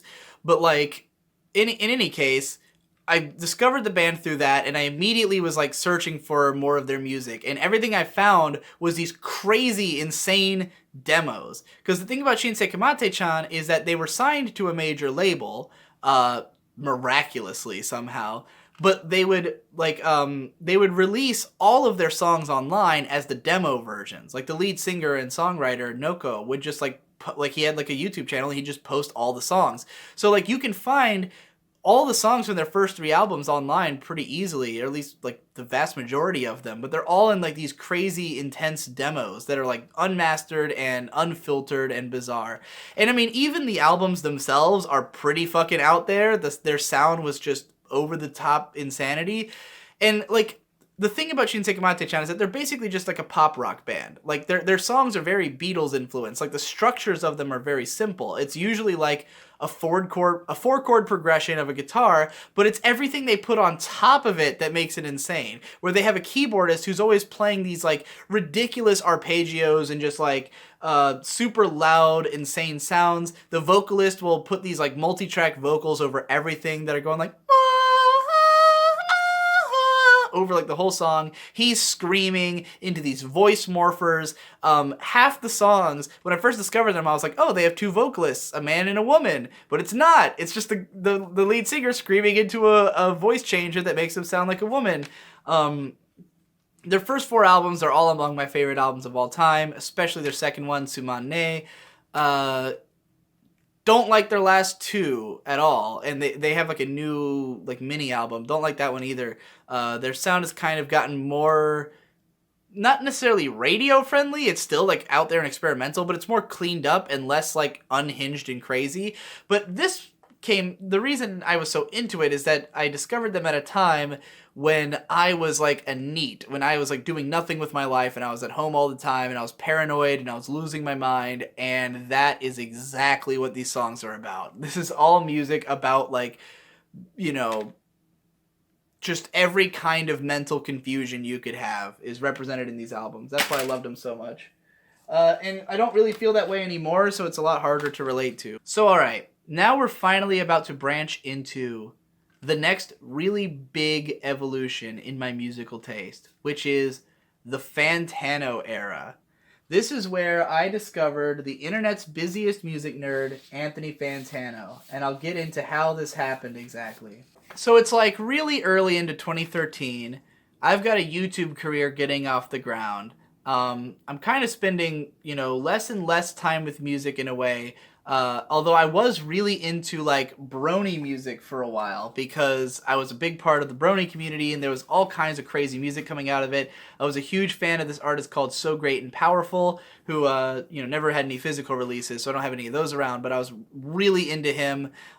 Made friends with a wonderful artist named Jeff Burgess, who made the album Autumn Nights, which is a dope-ass concept album that is just really interesting and cool, as well as Horse Friend. He gave me both of these albums in person, and they are great.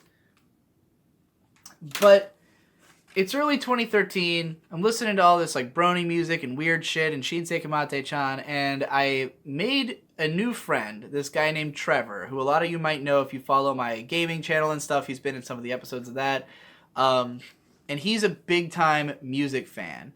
Now, I already was friends with Brandon Tolentino, who you also might know from my gaming channel, who is also a big music guy. But Brandon has never been one to, share a lot of his music necessarily, and I also don't like much of the music he listens to. And this is also true of Trevor. Both of them have, much more, they're much more into, hipstery, jangle, pop, rock kind of shit, and, okay, it's not fair to, pigeonhole Trevor's taste because he likes everything, but both of them just tend towards music that I don't tend to like. But every once in a while, Trevor gets me into a band that I absolutely adore.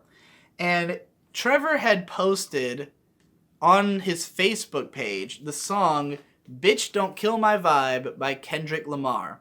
Now remember, up until this point, I've mostly been big into indie prog and metal and all this experimental shit.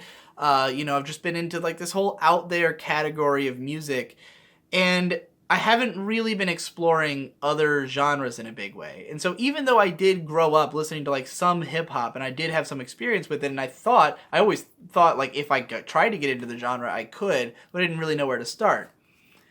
Bitch Don't Kill My Vibe was more or less my beginning of getting into rap music in a big way, because it was just such a trippy and interesting and cool and chilled out song that I was immediately drawn to it. And I heard it, I listened to it, I was like, that was really cool. And then I listened to it again, and then I listened to it all day, and then I start looking into who Kendrick Lamar is and finding more of his songs, and then I found Backseat Freestyle, which is this ignorant ass song, and I was like, this is nothing like what I expected. But then I find out that this is a concept album and that song's part of the story because it was supposed to be a song that he would have written when he was 17, and I just get way into it, and I end up listening to this whole album and falling in love with it.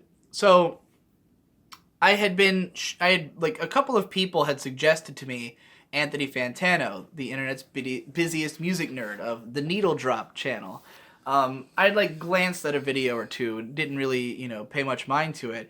But then I found his review of Good Kid, Mad City, which was like this really, it was like his #2 album of the year, and he gave it all this high praise, and everything he said about it was exactly what I felt about it. So I was like, this guy's cool, I'm gonna follow his shit. So I start following Fantano.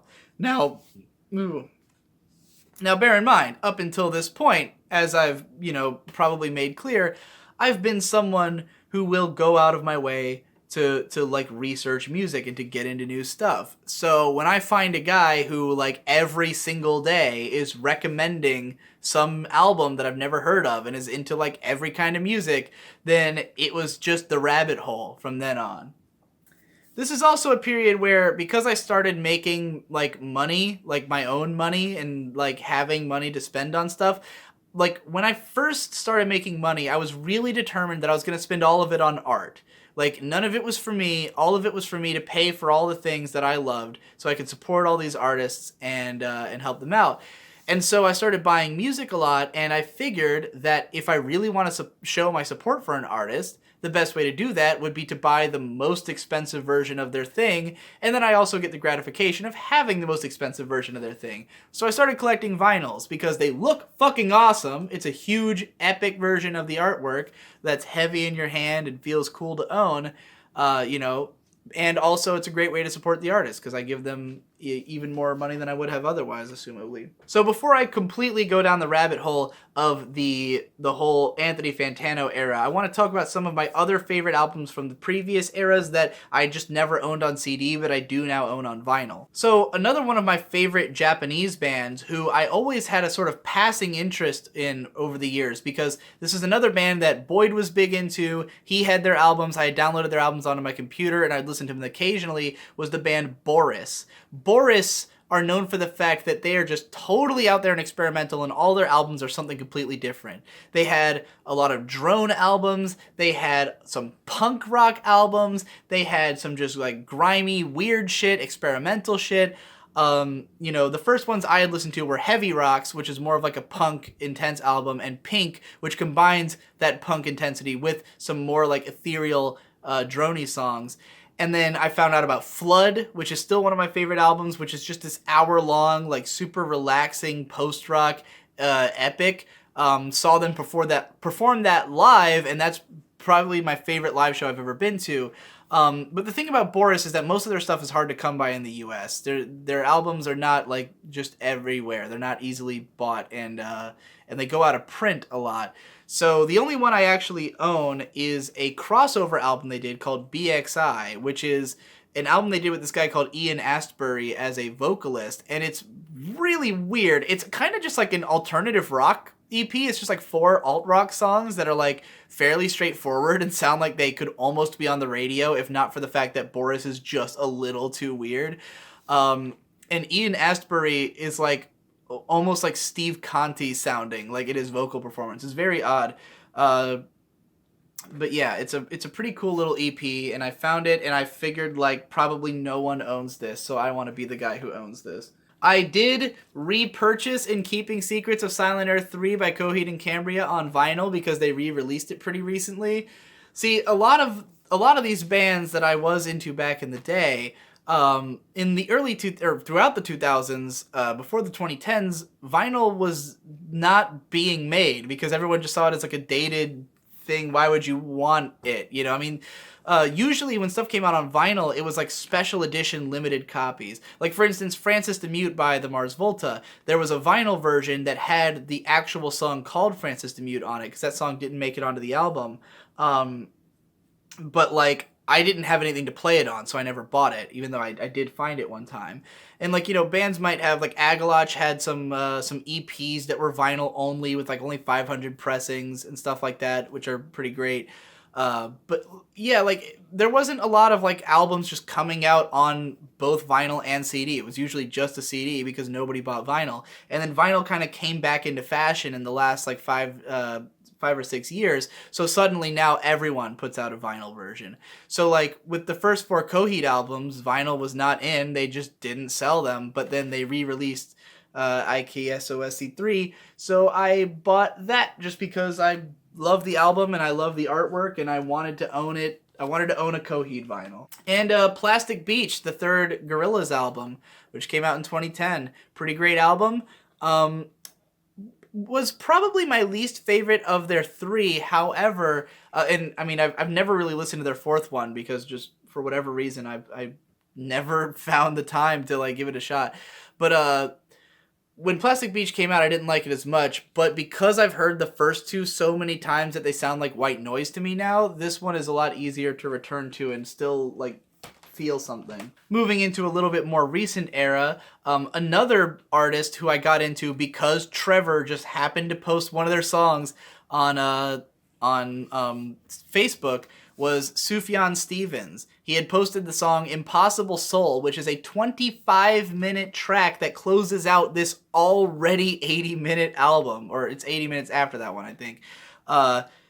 This is a massive album, and I just absolutely loved the level of like experimentation and weirdness and the density of all the different sounds on this thing.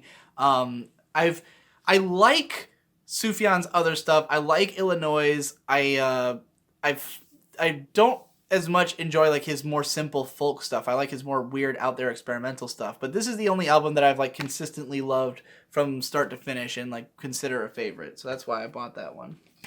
Manchester Orchestra on their website had like each of their albums on vinyl for like $16 a piece or something, and they had a 3-pack, so I bought all 3 of them. Simple Math, their 3rd album, one of my top 10 favorite albums. Mean Everything to Nothing, I already had it on CD, bought it again on vinyl because it's one of my top 10 favorite albums. And their first album, I'm Like a Virgin Losing a Child, which is not as good as their second or third. It very much feels like a newbie effort from like some very young band members, but it's still pretty cool. It's got some interesting tracks on it. You can tell it's very influenced by like Neutral Milk Hotel and shit like that. Carnivus by Silver Sun Pickups. I bought it again on vinyl because it's just so fucking beautiful. It's probably my favorite album cover, so I just wanted to have it in big size. And then some bands I haven't actually talked about yet that I got into at some point in like the early 2010s. Flogging Molly with Drunken Lullabies. I don't really like any of their other albums, but this one's consistently great from start to finish. Really fun. Mixture of punk rock and Irish folk music. It's really fucking cool. And Andrew W.K., the master of party, the craziest, partiest motherfucker in the entire world. This guy just wants to party. He doesn't want to do anything else. This is just like a bunch of really fun, upbeat rock songs that are all about partying. That's all it is. It's the most like life-affirming, yeah, album of all time. And while I'm bringing this up, I should also mention the band Maximum the Hormone, who similarly is a Japanese nu metal band that all their songs are just like fun rock anthem type stuff. I don't own any of their albums because they're hard to come by in the US, but Bui Iki Kaesu, which is their 3rd album, I think, this is one of my favorites of all time as well. So alright, let's get into the Fantano era. As I've mentioned already, getting into Fantano was mostly through Kendrick Lamar, through Good Kid, Mad City. This album came much later, but I got into rap music in a pretty big way as a result of that. In 2013, there was this spattering of really great rap albums that I kind of got into all at once. One was Acid Rap by Chance the Rapper. Unfortunately, it's never had a physical release, but it's one of my favorite albums of all time. I got huge into Good Kid, Mad City and Acid Rap at around the same time. There were some albums that I wasn't as into, but that some of my friends got big into because a lot of my friends also got really big into hip-hop at the same time. A$AP Ferg's Trap Lord was one that a lot of my friends were bumping all the time, and I really do love that album for at least half of its songs. Denzel Curry came out with Nostalgic 64, which about half of the album's really good. The other half, I don't give a fuck about. But there were a couple of bands that really sort of changed everything for me. The first one was Clipping. Their first album, Mid City. Clipping is a band that combines harsh noise with rap. Now, there is actually an artist who I liked before this, who was probably the only rap artist that I've been listening to for all this time, and I don't own any of their albums, which is why I neglected to mention them. But they're called Dialect, which is spelled like Dalek. But the band Dialect are known for the fact that they combined like industrial sounds and like some harsh noise segments and like post-rock kind of sounds with hip-hop. And I really love their album Abandoned Language. It's one of my favorites, and I've been listening to it over the years, but to me it never, like, because it sounded so different from any other hip-hop music, it never like made me feel like, oh, this is now gonna get me into rap. You know, I actually felt like I was more into the instrumentals than I was into what was going on like vocally or lyrically. And for a long time, like, Dialect never really became as influential as they should have been, like, in spite of, you know, really, God, the camera looks like I'm slowing down. In spite of like how much originality they had and like you know, how much impact their music should have had, I don't think they ever took off in a big way. I mean, they would tour with like rock bands. They toured with ISIS. They toured with like, you know, with Mogwai instead of touring with hip hop artists because they were just so out there that people didn't know what to do with them. Clipping, and another band we'll talk about in a second, kind of brought this sound to the forefront. Clipping, you know, it was straight up just harsh noise and rap, and it was crazy and intense. And at first, I wasn't sure what to make of it. But what actually got me into Clipping was I listened to their whole album. I wasn't really paying attention, and then the last song came on, which is called Outro, and it's just 10 straight minutes of the vocalist going, get money, get money, get money, get money, get money, get money. And it's 2 tracks of his voice that slowly desynchronize over the course of the song and then resynchronize at the end. And I thought it was the funniest shit ever, and I loved it. I was like, this is the coolest thing I've ever heard. I have to get into this album now. And then I gave it, you know, more of a chance and realized just how fun and cool it was. So me and my friend Brando were getting really into Clipping, and you know, I have their second album here. Their first album never came out physically. I think there might have been a tape or something, but I'm not sure. But I got their second album, which was on a major label, which is Clipping, which is really good. And their brand new album, Splendor and Misery. I've only had the chance to listen to this a couple of times, but it's pretty cool. It is a hip-hop sci-fi concept album. Very odd, very different sound from anything I've ever heard before, including from them. But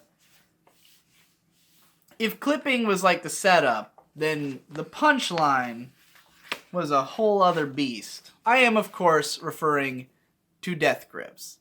Death Grips, The Money Store. This was an album that Anthony Fantano had given a 10 out of 10. It was his album of the year, above Good Kid, Mad City. The first time I tried to listen to this, I immediately was like, what the fuck am I listening to? Didn't understand it at all and stopped. A little bit later, I got into them because I heard the song The Fever, which is track 2 on here, which is like one of the more catchy and fun songs, and I got really into The Fever, and then I started showing it to all my friends, and all of them got really into the song.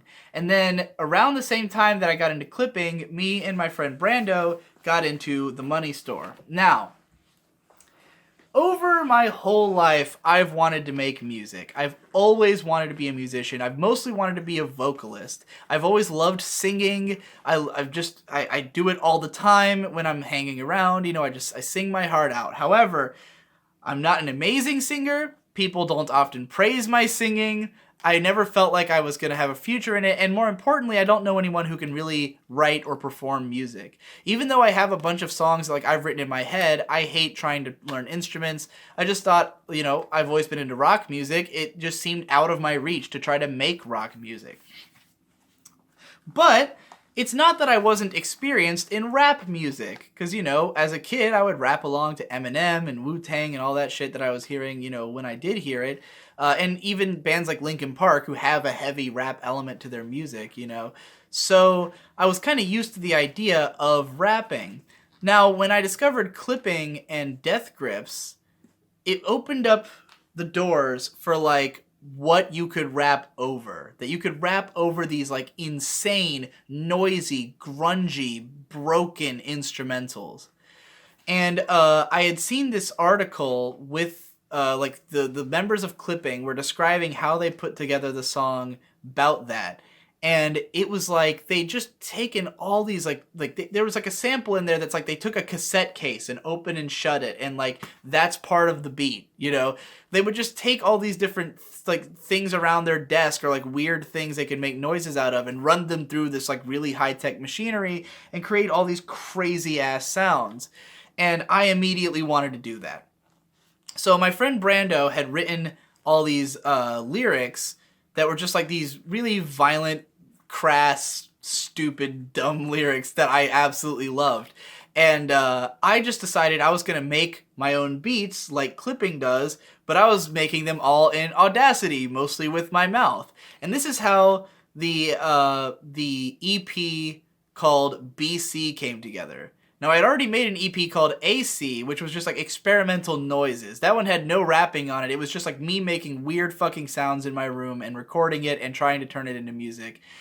You know, because I'd always been into like trying to make experimental stuff. But this is the first time I thought, whoa, I can make weird experimental hip hop. So I put together these beats that would be like the sound of a window closing and like a lawnmower outside and a can being crumpled up. And I'd make that into a beat. And then I took these lyrics that Brando had because he, you know, wasn't really experienced with rapping and wasn't that into like trying to actually perform it. And I would do his raps over these beats. And I really loved the result. And so from that point forward, I was like, rapping is now taking over as opposed to singing, you know, because I think I just like, it just made a lot more sense to me because I could both make my own beats, which would be these crazy out there beats, and then I could also like, you know, perform these a lot more easily than I could sing songs. It just seemed to fit my persona better to write grungy, insane raps. So Death Grips very quickly became my favorite band ever. Their first album, Ex Military, unfortunately I don't own any physical copies of, but it's probably my favorite of their albums. I just would listen to it all the fucking time. The Money Store I already showed. Bottomless Pit, which is their new one that came out this year. The Powers That Be, the two-parter, which came out across 2013 and 2014. No, 2014 and 2015. Yeah, 2014 and 2015. Both parts are fucking great. I've got No Love Deep Web. If I opened this, you would see a picture of the drummer's dick, because his dick pic is the album cover. I have a whole video about Death Grips on this channel called Is Death Grips the Best Band of the Decade? If you want to hear me talk about them more. But Death Grips was such a huge, important influence on me and really inspired me to like start, you know, looking for how can I make music out of weird things? How can I make videos that are bizarre and just unhinged and out there? And, you know, I got really into that kind of shit. I think BC was actually recorded before I got really into Death Grips. It was mostly inspired by Clipping. But then, like, going forward, everything I've done has had a heavy Death Grips influence. The CC mixtape is much more Death Grips influenced than BC was, in spite of being a little bit less harsh. But yeah, so that's the first really huge influence. And like all those rap albums that I've talked about, like all of them are pretty big influences on me. Chance the Rapper and Kendrick Lamar in particular. But like Death Grips is everything, and they're definitely still my favorite band to this day.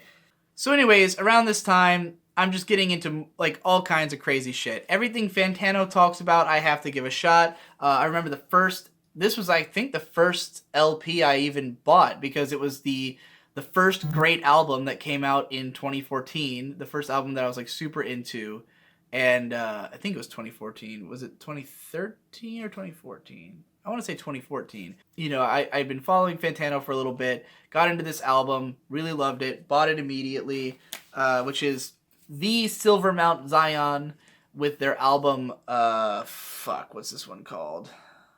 Fuck Off, Get Free, We Pour Light on Everything. That's the name of the album. So, yeah, pretty cool post-rock album with a sort of... It's like post-rock, but with more of a emphasis on the rock and a little bit of, like, grungy, weird instrumentation. It's very cool. It's probably still my favorite, like, post-rock album.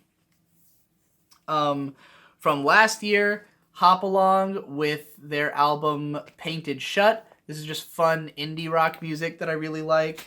Pom Pom by Ariel Pink. This came out towards the end of 2014. Was one of my favorite albums of that year. This is a really out there experimental pop album that all sounds like it was recorded in the 70s in a toilet. And it's great. It's just a really long album and every song's totally different. My favorite album of last year, Clarence Clarity with No Now, an insane experimental R&B album that is just, I always describe it as, it sounds like you're living inside of a computer, and like it's all of the pop music and pop culture in the computer swirling into one thing, and that computer also has a virus and it's falling apart in front of your eyes. That's what this album sounds like.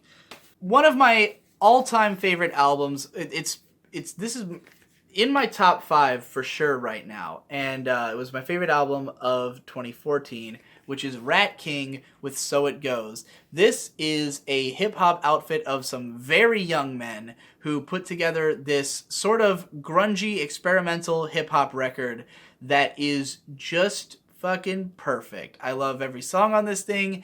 It just has a great sound. It's an album that is sort of about New York, and it's about capturing the sound of living in New York. And the sound of New York is, of course, a very dense and interesting sort of sound. I love the urban aesthetic. I love the aesthetic of like a dark city and like exploring the back alleys of a city. And I mean, when I say urban aesthetic, I mean not as in like the way people dress in the city, but I mean the city itself, the aesthetic of being in a densely populated urban area. And this captures that aesthetic very, very well. It feels like the city itself put to music with these young guys rapping over it.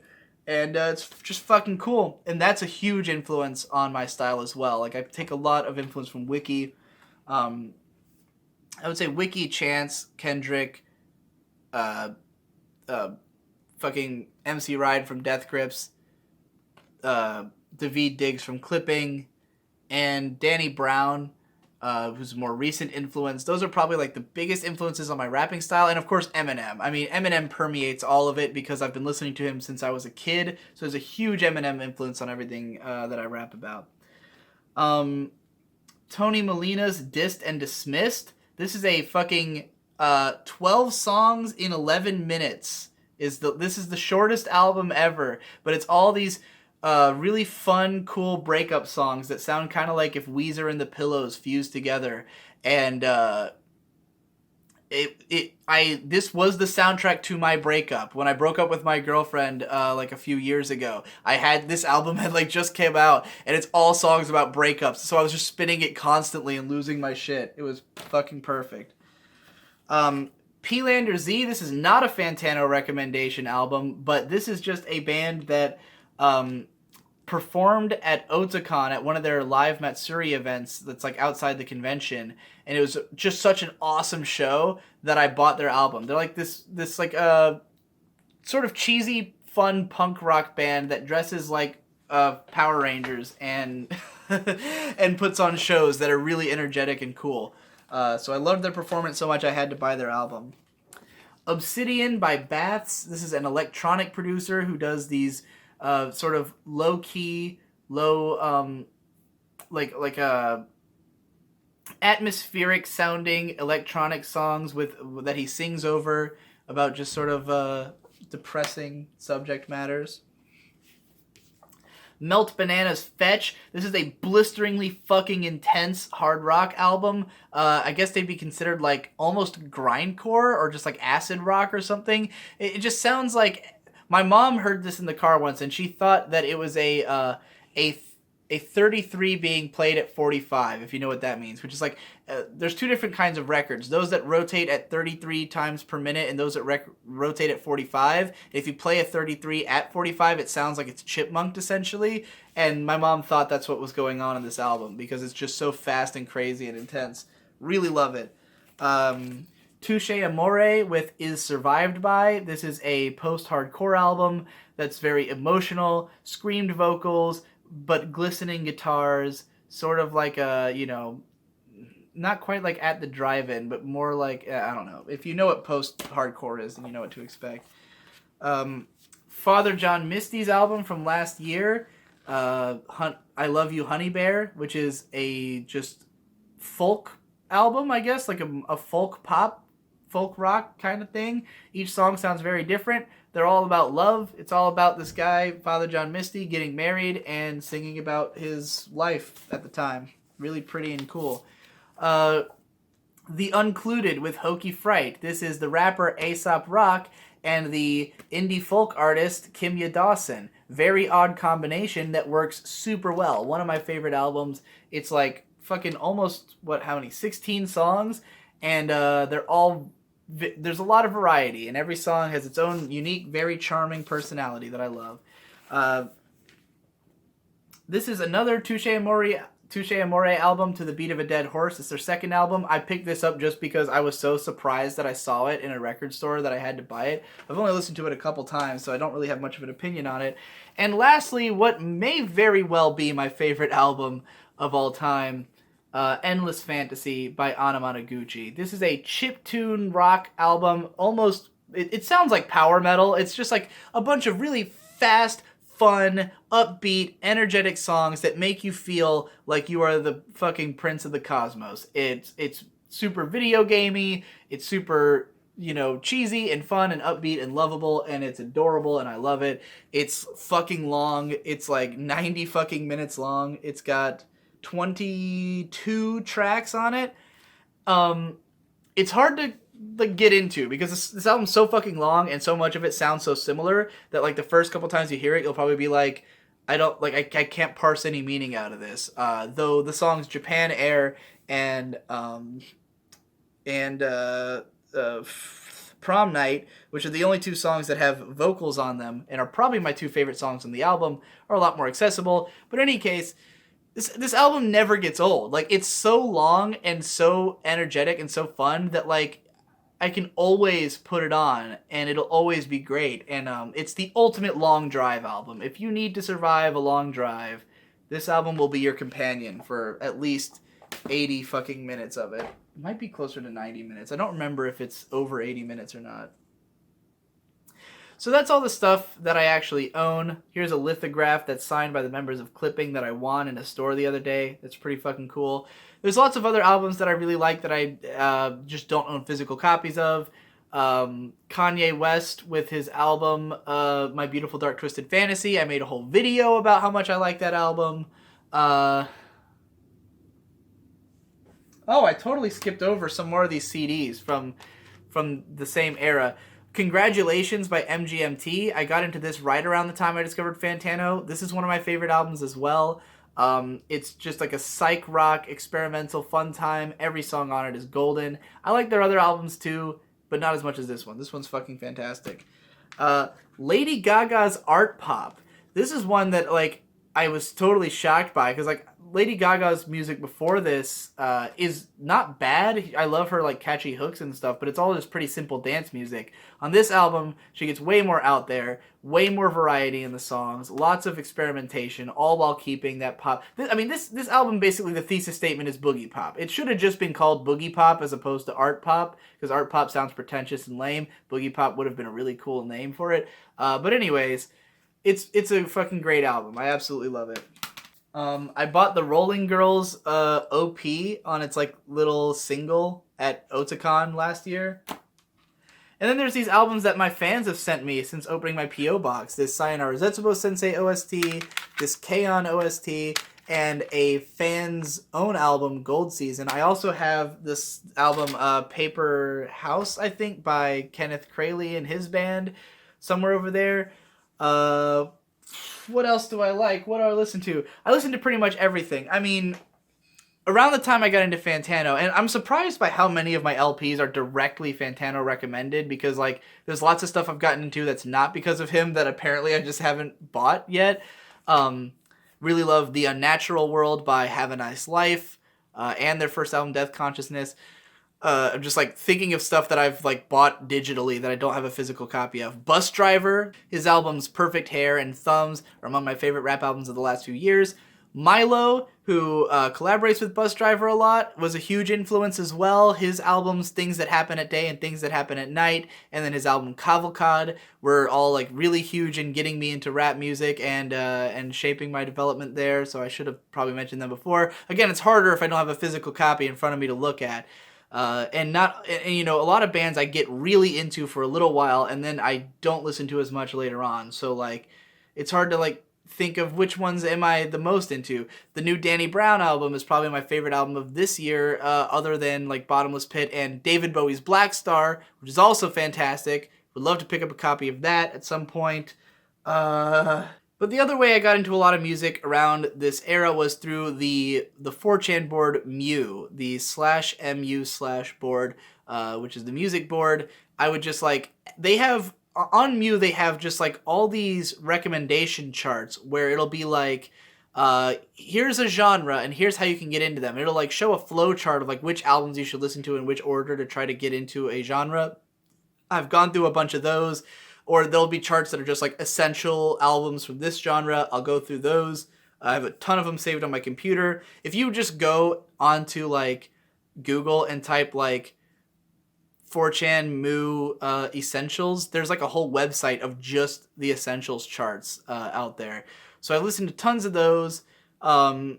You know, more often than not, I don't necessarily get like really into any of those albums. I just end up like, you know, listening to them in passing more. I mean, there's hundreds and hundreds of bands and albums I could talk about here that I've gotten into, and like most genres now at this point I have some experience with. You know, I've never gotten like hugely into jazz. I have listened to like, you know, Bitches Brew and like the Kamasi Washington's The Epic. I've heard a lot of jazz influenced stuff, but I've never gotten like big into that genre. Never gotten into country in any way. I've tried a bunch of times. People have sent me a bunch of country music. I still have not found any country I really liked, unless you like count Mark Lanigan, because he's pretty country influenced, or maybe Father John Misty to some extent, but like they're barely country. And I've listened to like every album that anyone considers a classic. You know, I've heard all the Radioheads. I like Kid A. Just not like a huge Radiohead fan or anything. I've heard In the Aeroplane Over the Sea. Really love the first 3 tracks. Don't care for the rest of the album. What other questions could I possibly answer about my musical taste, history, and influences? I guess you've probably mostly got the gist of it. And it's kind of funny to like only talk about my rap influences, because again, like for such a long time, I thought I was going to be like a normal, like singing vocalist. So like as a singer, I was hugely influenced by and lyricist. I was mostly influenced by like the Mars Volta, Coheed, and Portugal the Man, which are all like those high register singers who I would copy a lot, and they all had like, you know, deep esoteric lyrics. But yeah, as a rapper, like none of those really apply all that much. It's mostly the rappers that I've named that are the big influences. And these days, I have a much harder time listening to most of the stuff I've talked about in the early part. Not because I don't like it, but because, like, as I said, how I got into so many of those was that I was in high school, and an 80-minute, you know, epic prog album was a good way to fucking occupy my time when I was just sitting around being depressed all day.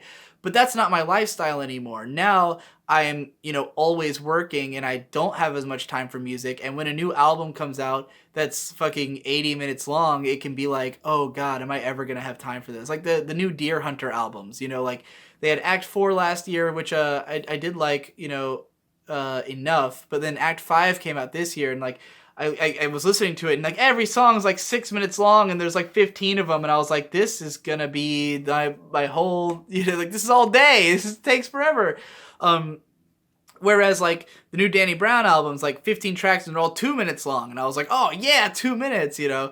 I mean, if you listen to Bedroom Bedrock, my rap album, like like from the beginning I said it's gonna be 10 tracks, and I didn't care how long those tracks were. Most of them are like 2 minutes long, because I really like the idea of just like, get the idea and it's over and let's move on, you know. I still do love songs that have like these big momentous tempo changes over the course of them, but like it's so much rarer for me to listen to an 80-minute album as opposed to a 40-minute album, with the exception of Endless Fantasy, and only because even that I don't listen to like the whole thing unless I'm editing video or something. It's mostly in my car. like most of the albums I still, you know, will put on over and over again would be stuff like, you know, the Manchester Orchestra albums, where it's like a 40-minute tight punch and it's over and I can move on with my life. And I've also gotten a lot more into just listening to songs. Like for the longest time, I was always an album guy. I've always been mostly an album guy, and I still am mostly an album guy. But I can more tolerably just put on a song and, you know, put on shuffle in my car and listen to whatever comes on, as opposed to always listening to an album as I usually used to do. Uh, and I also listen to lots of stuff that I wouldn't even necessarily consider like a favorite, but I listen to it all the time. Sweet Trip is a band who, like, their albums Halika and uh, Velocity Design Comfort, like, neither one is necessarily one of my favorite albums, but because it's very easy to listen to, like when I'm editing and stuff, then I'll just put that on all the time. Or like Dean Blunt's Black Metal. Like if I just feel tired and sleepy, I'll just loop that album all fucking night because it's a very good, like, weird little experimental quiet album that's good for sleepy times. Some more albums I really love that didn't make this because of not owning physical. Black Black. I talked about them in a video before. Really love their albums, but I don't think there even exist physical copies. Whatever, I could go on like this all day. I'll try to find links to like some of my charts of my top 100. I need to redo my top 100 favorite albums chart, so I might just wait till I redo it and then add that to the description. Um, yeah, I could go on all day, and I'm probably gonna make more videos about music, more vlogs about music. I've been having fun with the ones I have done, and I have plans for more. So this was just a way to get all of the shit out there for anyone who's curious and who really wants that sort of, you know, whatever. This video is too fucking long. Have a nice day.